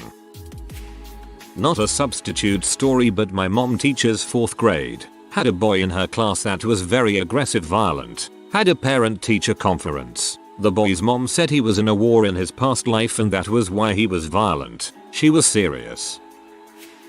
About a month ago, I had a student ask to go to bathroom. We had like 5 minutes left, so I was like, please wait. He kept bothering me and I said to wait until the class was over. He said in the most calm, collected, Hannibal Lecter voice, I'm going to find out where you live, kill you in your sleep, and then burn your house down. It came completely out of the blue. Everybody in the class was completely shocked. I was at a loss. I said, hold that thought, and then pressed the emergency call button. The school cop took him out of school and I had to file all this paperwork. I even got a special escort of security guards that took me out to my car after school. I ended up driving all over the city, in full panic mode, making sure I wasn't being followed. Then the next week, I had a couple of boys who kept taking videos of me on Vine and tracking me down on Twitter and Facebook. It was at a different school, but I asked the secretary if she could get one of the deans to have them take the videos down. I really didn't care except what had happened with the death threat. I was keeping a low profile. That next week, I found out that all of them had gotten the same punishment. 10 days expelled, in-school suspension, and then behavior school. I tried to get the boys that filmed me out of some of it because it was overkill, but they decided it was stalking and cyberbullying. The one that gave me the death threat, I had to force them to report it to the real cops so there would be a record. TLDR. I got death threats and stalked. The job really sucks. My sister substitutes at the worst school in Denmark. It's official. She busted 2 of her students stealing wheels off of bicycles while smoking cigarettes just outside the classroom. When she confronted them, they said that they were going to murder her if she told anyone. They were first graders. When I was in 4th grade, a kid in my class, who 2 years prior had gotten expelled for trying to strangle a teacher, and then was readmitted the next year, gave another kid the finger, which in retrospect isn't terrible, but when you're 10 it's like the end of the world. Anyways, the kid he gave the finger to told the sub, and instead of punishing the student who gave him the finger, the teacher proceeded to walk up to the victim, give him the finger and say, "Is this physically hurting you?" "No. So be quiet," and throw a desk across the classroom. We didn't see him much after that. Role reversal. I have a neurological disorder, Tourette syndrome, and once a sub asked the whole class if I was retarded. My best was subbing for a 12th grade physics class. I'm a 22-year-old short male. I look like I'm 16 years old, so this class is packed, maybe a bit under 40 students. Many of them were football players, tall, many of them black, and big. So class starts and I hand out the work the teacher left. Bunch of busy work no one did. A group of about 5 or 6 of these football players move their desks around and take a small corner of the room. As I'm walking around seeing what's going on, I find that these students had set up a small gambling ring. They each had a few stacks of ones and were throwing dice and bills were getting passed around. I went on to tell them to do their work, which no one did, and apparently should have been more careful because some student came up to me later and told me that those guys looked like they were about to jump me. Same class later in the day, a student nonchalantly smoked some weed and hid it in his jacket as I came by. Not a single person in either class said anything about these events. I have a feeling it's normal at that school. I'm no substitute, but I do remember some pretty strange subs I had throughout elementary school. The strangest out of all of them would have to the sub I had in 1st grade that tried to convince us that our parents were evil. It was around Christmas time, and our normal teacher was reading us all these Christmas stories like the Polar Express, The Night Before Christmas, Rudolph the Red-Nosed Reindeer, etc. So we were obviously pumped for Christmas and full of holiday spirit. Well, the next day our teacher was sick and called in a sub. The sub seemed normal at first. She called roll, introduced herself, got to know a few of the students, and all of that jazz. She then moved on to the first activity of the day, read the class a story from our Christmas book. She grabbed the book, stared at it for a bit, then looked up at us and said something along the lines of, "Did you know Santa isn't real? Your parents are lying to you, and I can't believe you little brats trust your parents this much." We all looked at each other in horror. The class just sat in silence as she went on about how our parents were evil and lied to us all the time and that they didn't actually love us. This went on for a few hours, but luckily it was a short day, so we all got picked up at around 12:30 or so. She sent a lot of kids home crying and dead inside, including me. Obviously there were a ton of complaints from the parents and she was never heard of again. If I remember correctly, there was a news article in the newspaper about it. I usually hate when people do this, but the story is too good not to tell. My freshman year in high school, I was struggling in Spanish class. It was the last day before spring break and the sub was just out of college. At our high school we had a built-in sort of instant messaging system called a NetSend. This could be native to Ms. I have no clue. It was very similar to email except that sending a message would create a pop-up that brought itself to the front of the screen.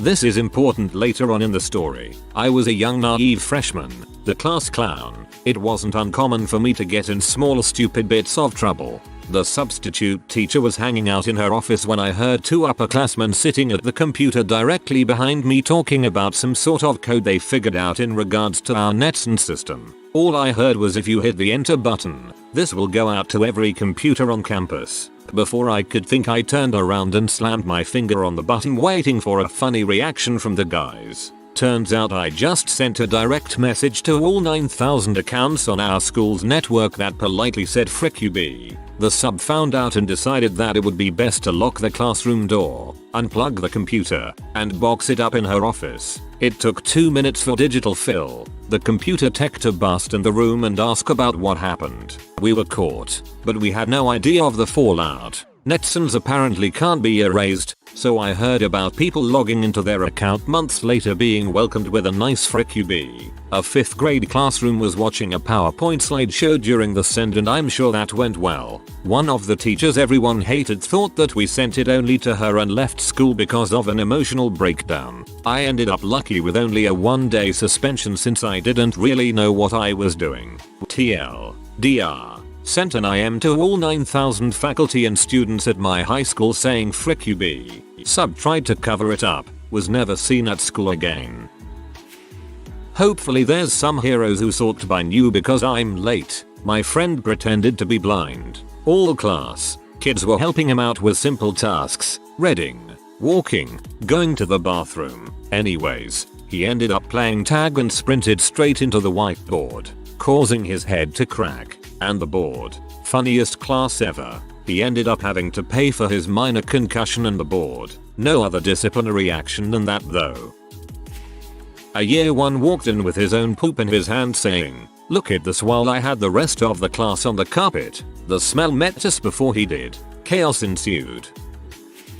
I once had a 4-year-old who wouldn't sleep for nap time. I would put his mat away from the other kids so at least they could sleep. One day he stood up, started running around the classroom in Timberland boots, stomping all over the place. He took one girl's blanket and started spinning it around his head, threw it, jumped on top of another little girl and started kissing her on the mouth. She starts crying. I'm trying to pull this kid off, but he had a death grip on her mat. I had to use my cell to call for help. I once organized the entire class to revolt, having everyone begin coughing at exactly 11:37. It was super effective. The substitute lost all confidence and the class was relatively unproductive for the next week. The teacher was on leave for something, and it didn't even backfire. The teacher ended up bribing us with donuts to not do it again. My wife subbed in a class where one kid started farting on the other kids, said that if Martin Luther King was still alive he'd start him on fire, and then when she sent him to the office, she had to hold the door closed because he kept trying to force his way back in. This, of course, was in middle school. One of my very good friends, Brian, was substitute teaching an AP chemistry class. One student said, "Hey, you look like a M addict. We should cook him," which I would assume is because he looks old despite his somewhat mid-age. He has been smoking cigarettes since 13. Brian didn't take this well because his mom had a serious M problem when he was a kid. He went over to the kid's desk, slammed his fist down on desk and told him to talk to him in the hall. He left the door wide but open so all the other students could hear what he was saying. He told him off pretty well from what I remember. Brian started to cry halfway through it and nearly choked him. He went back to his desk and sobbed until one student got up and comforted him. The kid that he yelled at walked back into the classroom after he was done crying, in which Brian gave him 3 detentions. Then that kid started to cry. He subbed the rest of that year and found out half the class beat the crap out of him at the end of the year because they found out about Brian's mom. Sometimes there are good people. Something like this happened to my old high school's tech guy. He went to get a student out of class and the sub wouldn't let him and kept asking why he was out of class until the vice principal had to come in and prove he was both an adult and a staff member. As a student, a substitute I had, Mr. Richard, told a very weird story that happened to him about 3 years ago. At the school Mr. Richard was subbing in, they had recently enforced a policy where the students could not leave the class for any reason as to not disrupt the lesson. Well, this one boy, Tyler, asks to get to the bathroom. Mr. Richard explained the new rule and said he was sorry, but Tyler could not go to the bathroom until class was over. So, Tyler explains he has to take a dump right now. But Mr. Richard was not allowed to let him leave, so he again apologized and sent Tyler to sit down. Well, Tyler turns around, faces the class, and his face starts turning red. After a few seconds or so, Tyler shakes a lump of crap out of his pants, then sat back down like nothing happened. We had an older math teacher in 7th grade who got sick and went on extended leave. The sub told us she had died. When Mrs. Horvath showed back up, we were shocked. She was P when we told her of her passing, and the sub never returned. This happened when we had a sub. My friend Jacob was eating in class and dropped some of his chips on the floor, so he goes to the janitor's closet, grabs a broom, sweeps up everything, and when he was done he violently swung the broom handle around, like a flag twirler, and hit this kid right in the nose, causing him to bleed. Blood was everywhere and it was dripping fast. It was all over his desk, his worksheet, and the floor. The sub was on the computer and wasn't paying any attention. We were like, "Miss, he's bleeding." She turned around and lost her crap. I escorted him to the nurse and Jacob got ISS. We had a drama class where the teacher gave us a heads up on a day she would be gone, so we plotted out our own sub. When the substitute showed up for our class, in walked one of our students who then explained he was a special sub in just for our class, took over, called roll, and taught the class for the rest of the hour. Mild stuff, I know, but it was fun pulling one over on the substitute, but still getting stuff done. In another class, we had an arrogant prick come in as sub, so we started just doing our own thing and ignoring him. Was a work on your own project, not much instruction needed art class. Eventually the sullen attitude from most of the students during the day caused him to flip out. Then when the VP came to check up on what was going on, the sub flipped out on him too. We never saw the guy again, apparently lost his right to sub in our entire district. Apparently we were mild-mannered sociopaths at least. Riot on the soccer field was probably the worst thing that happened when I was subbing. Very low income middle school and there were 4 8th grade classes. Probably about 120 kids on the field at the end of the day and 4 subs to supervise. Teachers were all at a meeting about the school being shut down. Some kids tried to ditch before the bell rang, so one of the other subs tried to close the gates. Kids went nuts and started banging the gate and climbing the fence. Couple kids got knocked down and nearly trampled before I yelled at the dumbass, who was physically holding the gate closed, to open the goddamn gate before someone was hurt and let security deal with it. Not a teacher, but a student at the time. Have you seen those glass desk covers? Well, when I was in the 4th grade we had a substitute teacher that got really angry and banged on the desk, breaking the glass. That ought to shut us all up. I am not a sub, but back in elementary school, my 5th grade class made our teacher and 3 subs cry. We were bad children. 7th grade, rich white neighborhood. 3rd period, about 30 seconds after break. Rich white B, can I go to the bathroom? Me, number, you just came in from break. RWB, but I have to change my tampon. Me, then you can change it in the office bathroom while you're in there with your referral. I turn to get a referral from the substitute folder and a large eraser flies past my head. Rich kids are the worst. I had the manliest sub ever last year. He looked a bit like Harrison Ford, think the 4th Indiana Jones when he was a teacher, and Liam Neeson. There was this kid in my class, sophomore in high school, who is just generally racist and says the most obscene phrases at the most inappropriate times. This kid starts spouting off at another guy, calling him a B and telling him you won't do anything, you know, stupid teenager things. Well, needless to say, one of the fellows in my class finally had enough and gets up, throws this kid's crap everywhere and starts screaming, "Hit me," and the other kid mumbles, "Well, I don't want to get in trouble," so just calmly walked over and said something to the effect of, "If you're going to start crap, first off take it outside, and second don't be a little bee needles to say this buster doesn't pop off at people anymore." I remember when I was in the 6th grade and some of my classmates and I got an eyeful when the sub didn't realize the barn door was open. Also, the guy liked going commando. Ugh. Not a teacher, I'm a parent. Went in to volunteer in my daughter's 2nd grade class and there was a sub. B told the entire class that there was no Santa. First day subbing at problem school. Walked in confident and fresh, wearing a nice shirt and tie. 45 minutes later I'm sitting in the office covered in some kid's blood giving a detailed report to the police. I'm no longer interested in teaching. Story time. Not a sub, but I had a sub in 7th or 8th grade shop class, and it might have been his worst day. He looked like Mr. Bean, and we called him that behind his back. Little did we know his actions would fit his appearance. I was making a baseball bat on the lathe.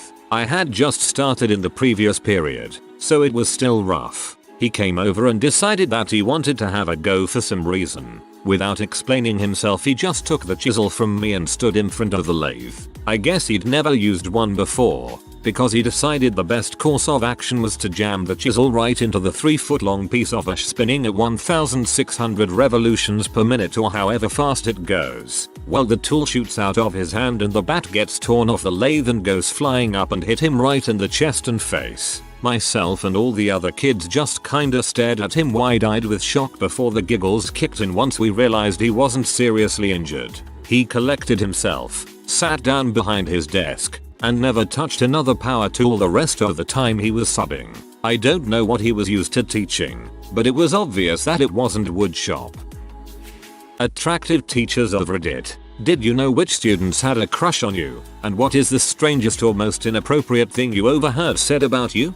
French teacher here. Teenagers are just constantly inappropriate and need very little encouragement. I got asked to prom. Had boys tell other teachers that they thought I was hot. Had a parent accusingly tell me that she now understood why her son loved French, which I took to mean that my innovative skill set had inspired. I didn't mind though. It meant that I had a class with 12 previously disengaged 16-year-old boys come back for extra homework and revision classes every lunchtime and after school, and every one of those bags of hormones passed. When I was in junior high, there was a guy who I honestly couldn't tell where he stood in the popularity hierarchy, but he always thought he was hot crap. Well, we got an influx of 24-26-year-old female teachers which he, for the most part, hit on, which he was flatly denied. He didn't take no for an answer and proceeded to sexually harass and then assault 2 of the teachers. Not sure what he said, but he grabbed one's butt and tried to dry hump the other. That's fricked. Not really attractive at all and didn't notice a thing till I asked, in a college lab, are there any questions? And this one guy, older student, about my age, raised his hand and said in front of the whole class, yeah, will you go out with me? So that was kind of a clue. I teach 7th grade, so I had a boy come back from the book fair with a freshly purchased set of bouncy balls. He proudly held them out and asked if I wanted to touch his balls. Another time I had a 7th grade boy get down on one knee and ask me to the Valentine's dance while handing me a note. He had taped a Nestle Crunch bar to the note. Young male middle school teacher here. I know quite a few of them who have a crush on me. There's a new fad where they tell each other secrets and say, oh, exposed. Since when did snitching become popular? Anyway, I always get told who has a crush on me, and quite often some of the girls will drop by to leave their athletic bags, or instruments, etc. in the classroom, and they bring their friends in with them. When they leave, I always hear comments like, I wish I had him as my teacher. My top 3 worst incidents. 1. I had a girl come in at lunch. She told me, Mister, I like you. Knowing full well what she meant, I tried to play it off and said as nonchalant as I could, I like you too. You're a great student. She was like, no, I mean I really like you. I couldn't believe the tenacity. 2. Another student asked me to take a picture with her towards the end of the school year. I obliged, and on the last day she printed it out and gave it to me with her Instagram on the back and a message about how cute I was. 3. A girl found my Facebook and saved my profile picture as the background to her phone. I deleted my Facebook promptly afterward. If only I could get that kind of attention from girls my own age. Every time I have a crush on someone, I'm gonna make them my phone background from now on. I had one of my high-functioning autistic students tell me straight up that all the moms call me handsome Lars the elephant. Insert my last name that begins with an H. Keep in mind this was in the middle of a lesson on the French Revolution, and I had asked a question about the bourgeoisie. He raised his hand and came out with that gem. Good on you, handsome Henderson. I'm probably too late on this, but a year 10 boy got suspended for taking and sending Snapchat photos of my butt whenever I was helping a student in front of him. It was another boy who showed me and said he wasn't happy with me being disrespected, which was nice. One of my teachers back in high school had this happen to her, except she noticed on her own if I recall correctly, because the kid forgot to turn flash off on his phone when he snapped the photo. Oh lord, before my breast reduction I was a timid tay with 34H boobs at a high school. Surprisingly it was girls I heard most of the comments from. Guys mostly just stared. Anyway, the worst, and certainly weirdest, was when I was watching over a homeroom and pretended not to hear a group of girls talk about a rumor that I had let several male students tit fuck me one after another. And because my boobs were so big I guess the CM pulled up in my cleavage and in the end I sucked it all out with a straw. Yeah, more than anything I was amused by how they thought tit fucking worked. I have substituted and tutored kids at the high school where my mom teaches. There was a girl that started referring to her as her mother-in-law. That got pretty weird. Among several personal questions was, do you have a girlfriend? And once a student called me honey. It's especially a key because they're just 8th graders. I'm not a fan of honey unless they're in their 60s. Finally, an AskReddit question I can answer. I'm not much to look at now, but in the mid-90s I was a much handsomer fellow. I was working at a Catholic high school at the height of my best hairstyle and my size 28 waist. Those are both gone now. The first day I started, a group of giggling teenage girls were huddled and whispering and looking at me. One of them worked up the guts to come over to me and say, hello, sir. One question please. Just. She was blushing. Are you married? So yeah, a bunch of 16-year-old girls were hoping I was single. What they thought they'd do if I was, I'm not sure, but they were crushing. One day I'm walking down a long hallway at the school and was vaguely aware of a group of girls behind me whispering. I didn't realize they were focused on me until I heard one say look at his butt. I stopped without turning around, and they burst into loud embarrassed laughter and then scattered like cockroaches when the light turns on. Now, in 2017, I look like the poster from About Schmidt, but I had my day once upon a time. Then scattered like cockroaches when the light turns on. Beautiful. On my first day as a middle school intern, one of my students told his friends, "Miss Turnoff, the century is mine." I walked behind his seat right as he said it and he just about died from embarrassment when he figured out that I heard him. One of my high school students told me that my intelligence was sexy. That was one of those moments where you look for another adult who can verify, for any potential future record, that you weren't just creeping on that particular student. That must have wrecked your dating life afterwards. I mean, the kid called dibs. I'm a student teacher and was asked if I was an 8th grader by a student in my first week teaching, which doesn't make me attractive, but it does make me seem more age appropriate for my middle schoolers. I work with kids with special needs and I knew that one of the boys, nonverbal, had hit puberty when he came over to me and gently kissed my forearm and then made his happy noise. It's kinda like a zishha, which led to a new rule that we don't kiss teachers. It was kinda cute though. He's not one for affection in general. He came over to me and gently kissed my forearm and then made his happy noise. It's kinda like a zishha. LOL. This made me laugh so hard. Very cute. Kids or young adults thinking that an older authority figure is attractive is fairly normal and common, but it can get creepy if it gets too close. I had a young teenage boy get a little too informal familiar with me when emailing me over time, as students can do if they need to. He ended up sending me a picture of an anime character who had the same hair color as me, wearing a small bikini. He commented that he liked the show series she was from because he thought I looked a lot like her. Brakes gotta be slammed right there. Teaching English as a second language. Had a 14-year-old girl say I want to eat you. I jokingly asked with a laugh, you want to eat me? She stared me dead in the eye and said yes. Awkward. I think you've discovered a cannibal.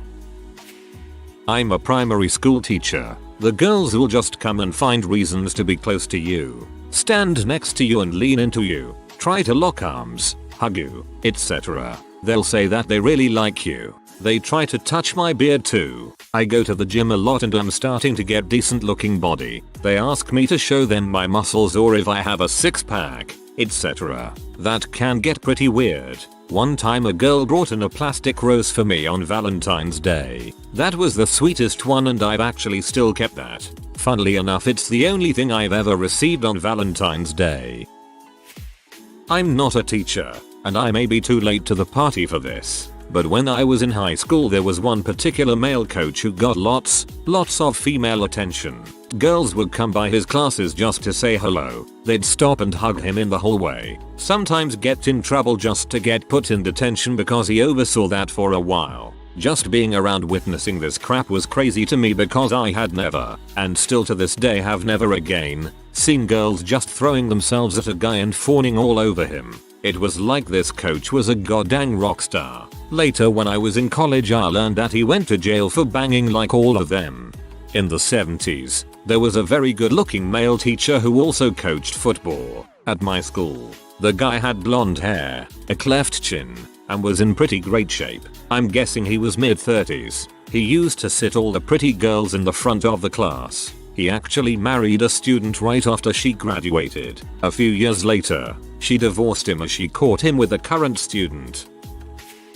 I'm not bad, and frequently the youngest female teacher my students have ever had. I teach middle school, so 13, 15 or 16. It's funny, the boys that actually have a crush are super obvious about it but they just act embarrassed and think they're hiding it well. LOL no. The most inappropriate comments I've gotten to my face are, come to a love hotel with me, Japan, love hotel equals pay by the hour, what position do you like, and just a straightforward, have sex with me, all of those several times in both English and Japanese. Shut those down real quick. Overheard comments, mostly they just talk about my boobs lol. Ugh. I remember the hormones were raging in guys and girls at those ages. I'm happy that I can think more clearly now that I am older, but yes, good that you shut that talk down. I'm not a teacher, but my friend is. He teaches special ed math. One day after class, he found a note left on the floor. It was written by an 8th grade girl he taught, and it read, my math teacher is hot, and he has a big butt. Double bonus. Guess she likes big butts and she cannot lie. Former English teacher here. When I was student teaching, I carpooled with another guy, a Spanish student teacher. We both went on to graduate and taught for a while before both leaving the profession for different reasons. But I remember kids talking about him. Don't get me wrong. He was a good looking guy, but when we co-taught a class, we introduced ourselves to the 7th grade English class. It was my class first. Spanish was next period. It quickly got out of hand. I'm Mr. Bookworm 5000. This is Mr. Spanish teacher. We are from local college of college staff and will be here for the next few months as your student teachers. The cooperating teacher was just watching from the back. I like video games, books, movies, and cooking. My buddy said some stuff about himself. Do you guys have any questions for us? All the boys raised their hands to ask what my favorite video game was. All the girls raised their hands to ask him. 1. Does he have a girlfriend? 2. How many push-ups he can do? 3. How do you grow your beard to look so nice? At this point, the cooperating teacher stepped in. Spanish boy and I had a beer after school and freaking laughed a lot. I had a hot English 101 teacher. She was obsessed with Van Halen. One day she was going to give out extra credit if someone could guess her favorite song of theirs. I didn't think of hot for teacher until after class. No one did. I think about it all the time. That's literally the only Van Halen song I know, and seeing as she's a teacher, dude, it was obvious.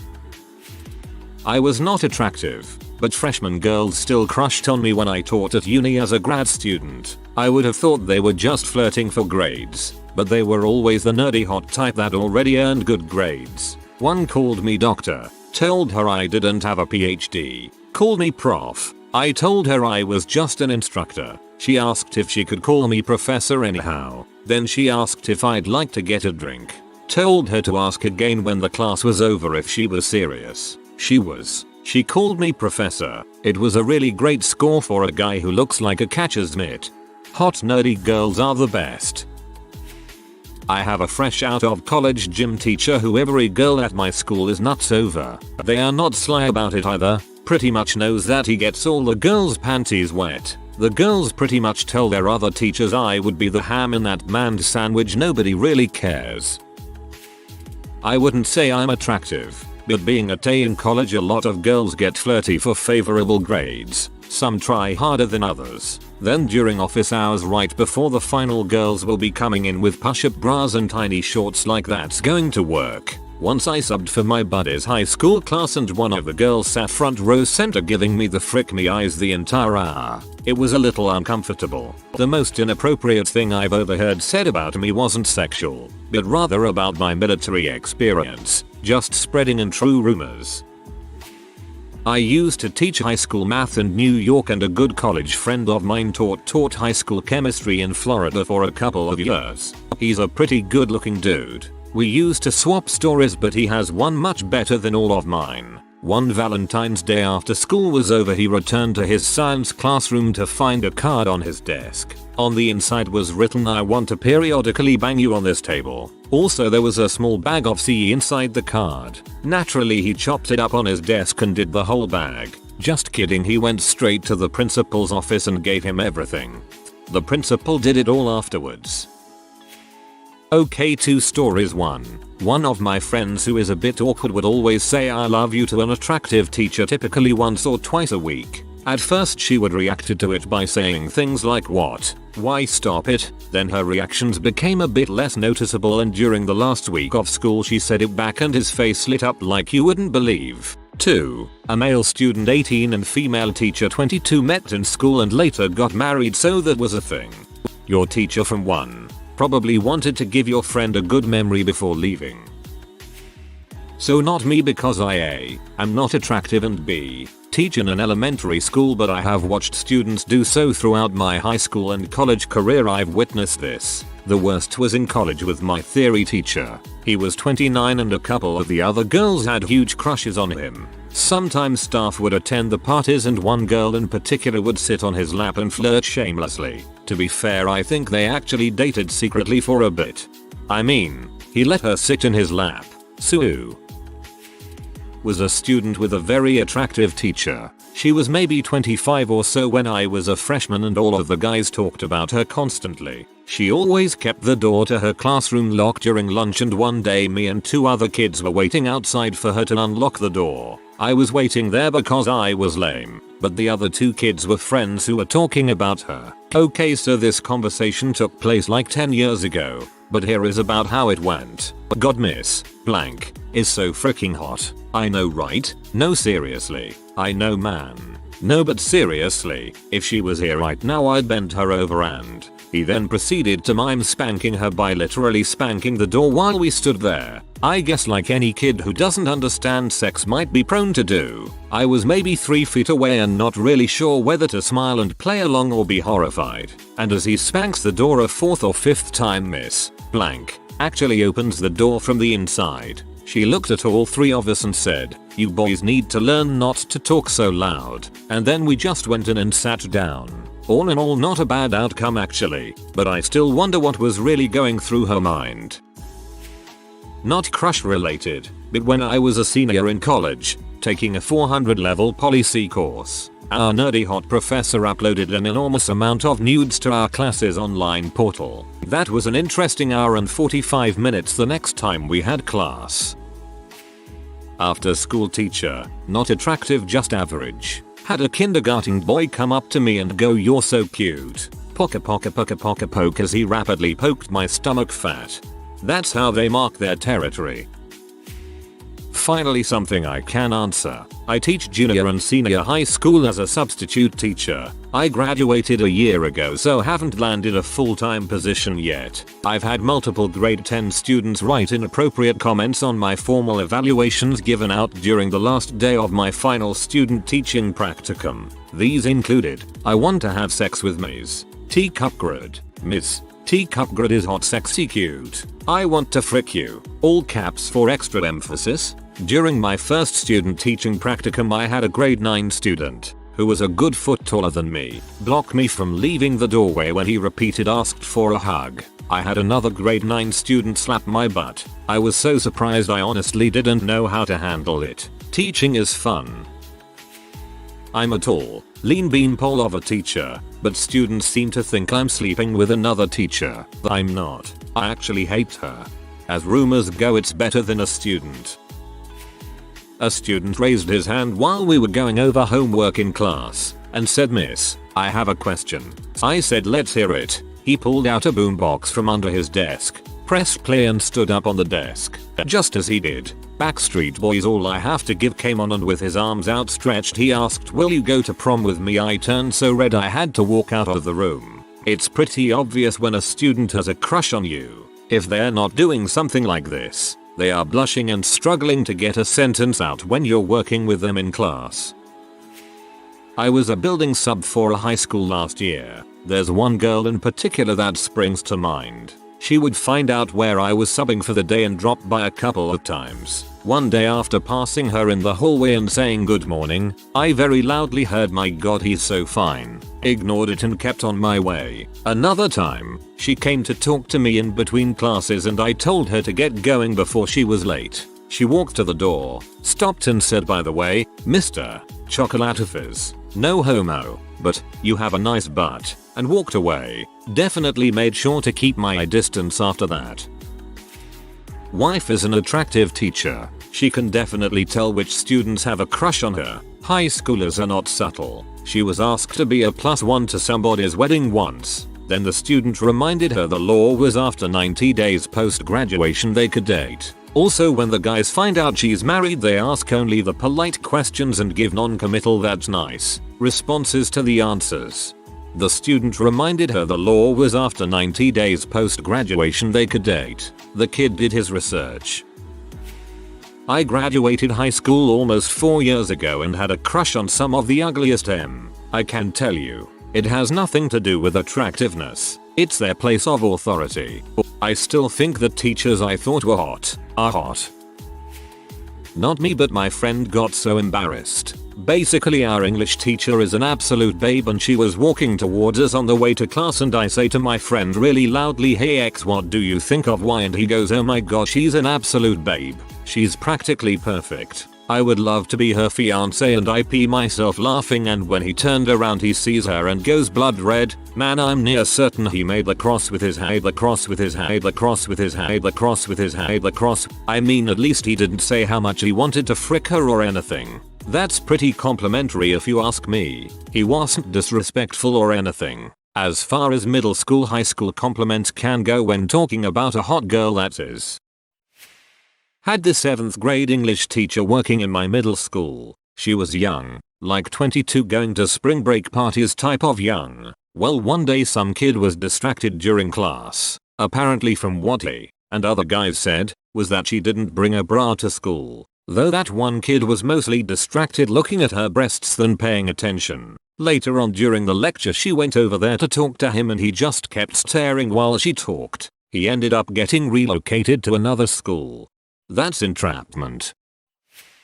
My sister is an attractive and overly nice 24-year-old teacher, grade 7, so it definitely happens a lot. Last semester she started noticing stuff going missing from her desk, like her sports bra from her gym bag, but thought it must just be her carelessness. About a week later, her boyfriend, also a teacher, noticed her light was on and went to go check. He found one of her students, belt unbuckled, standing in front of her pair of heels that he rooted through her desk drawer to find. Now, if that wasn't creepy enough, you have to know her feet stank. Like I lived her for 18 years. It was like mayonnaise and tuna broiling out in the summer sun. Still don't understand that kind of desperation. Puberty is a heck of a time. Not a teacher yet, but we had a student teacher in our high school band that definitely had the interest of lots of the girls. Then again, I probably would have gone gay for him too.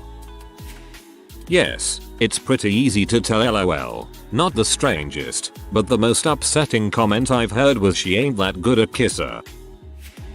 I was friends with a girl in middle school who had a crush on our 7th grade health ed teacher. She TA'd for him the next year and told us that she spat in his coffee every day because it was like she was kissing him. I don't think anyone ever told him. Well, I'm not attractive, or a teacher, or even a student anymore. I went to high school in the 80s. In my junior year, about 1985, I had study hall in the afternoon. It was in the school cafeteria, and we were assigned seats, which were lunch booths. I sat in a booth with 2 other guys. I was pretty nerdy, so was the other kid whom I was friendly with. He went on to get a doctorate in physics, and there were a couple of cute girls behind us. This was the study hall where I came up with the song Calculator in My Pocket Makes Me Frisky that I serenaded to them. But this is not that story. Anyhow, the other guy of the three of us had a crush on the teacher monitor assigned to the class. She was pretty young, probably about 24-25 years old. He used to stare at her and talk about how hot she was, like not quiet, so that only us two could hear, but fairly loud so that she could hear. And he used to like to go up and talk to her whenever he could. One day he started making jokes about how it must be really cold today. Not knowing what he was talking about, I asked him, and he said, loud enough, that her nipples were erect, and kept on talking about how hot she was, and about her nipples. I was a fairly obnoxious nerd, but he started really creeping me out. Soon after, he was no longer in that study hall with us. I ended up running into him years later, like around 1998. Not sure how he recognized me, but I was picking up some Chinese food and so was he. Found out after high school he joined a seminary and was becoming a priest or reverend or some other religious pursuit. Go figure. Sounds like a great candidate for celibacy. I'm an attractive female high school teacher and OMG do I ever hear stuff said about me. They don't seem to realize how much their voices carry. The one that amused me the most just seemed to not make sense. The boys were waiting for the bell to ring and I was at my desk using my computer. Students assume when you are using a computer you are sucked into some kind of vortex where your ears don't work. They were talking about how hot I was and one kid said, yeah, I'd love to cover her in chocolate sauce and rage frick her. I had so much trouble not laughing. Cover her in chocolate sauce and rage frick her. I died LMAO. As a college prof, I try not to know. Unfortunately, I have blocked out any really inappropriate comments. But I do have two stories for Reddit. 1. I got a love letter from a student. It was the last day of the semester, and this was a 101 non-program class. He was not in my program, so I'd never teach him again. It read like a stalker letter. I've been watching you, and at the end of it, he asked me out. I think he meant well, but for me it was creep level 10. I took it directly to HR. Since I was an adjunct at the time, they literally said you can say yes if you want. I sputtered out a nope or similar. Maybe even left them with the letter. LOL. I ran out of there since the HR rep was chirping about how sweet it was. 2. Had a student get expelled because he did threaten me. He said, over email. It was adorable how awkward I was and that I didn't have to be so nervous. I was like, I'm not nervous. I'm just like that. And I realize he was being complimentary, but I prefer to keep on the topic of curriculum. He wrote a freaking diatribe back, including commenting on how I dressed. When they took his badge, he scared the DAA and security so much that they gave me mace and stationed someone outside the class afterwards. Incidentally, both stories occurred in the same 101 course, different sections, years apart. If you are new to the channel, you can subscribe. I publish new videos every day. Until then, check another video.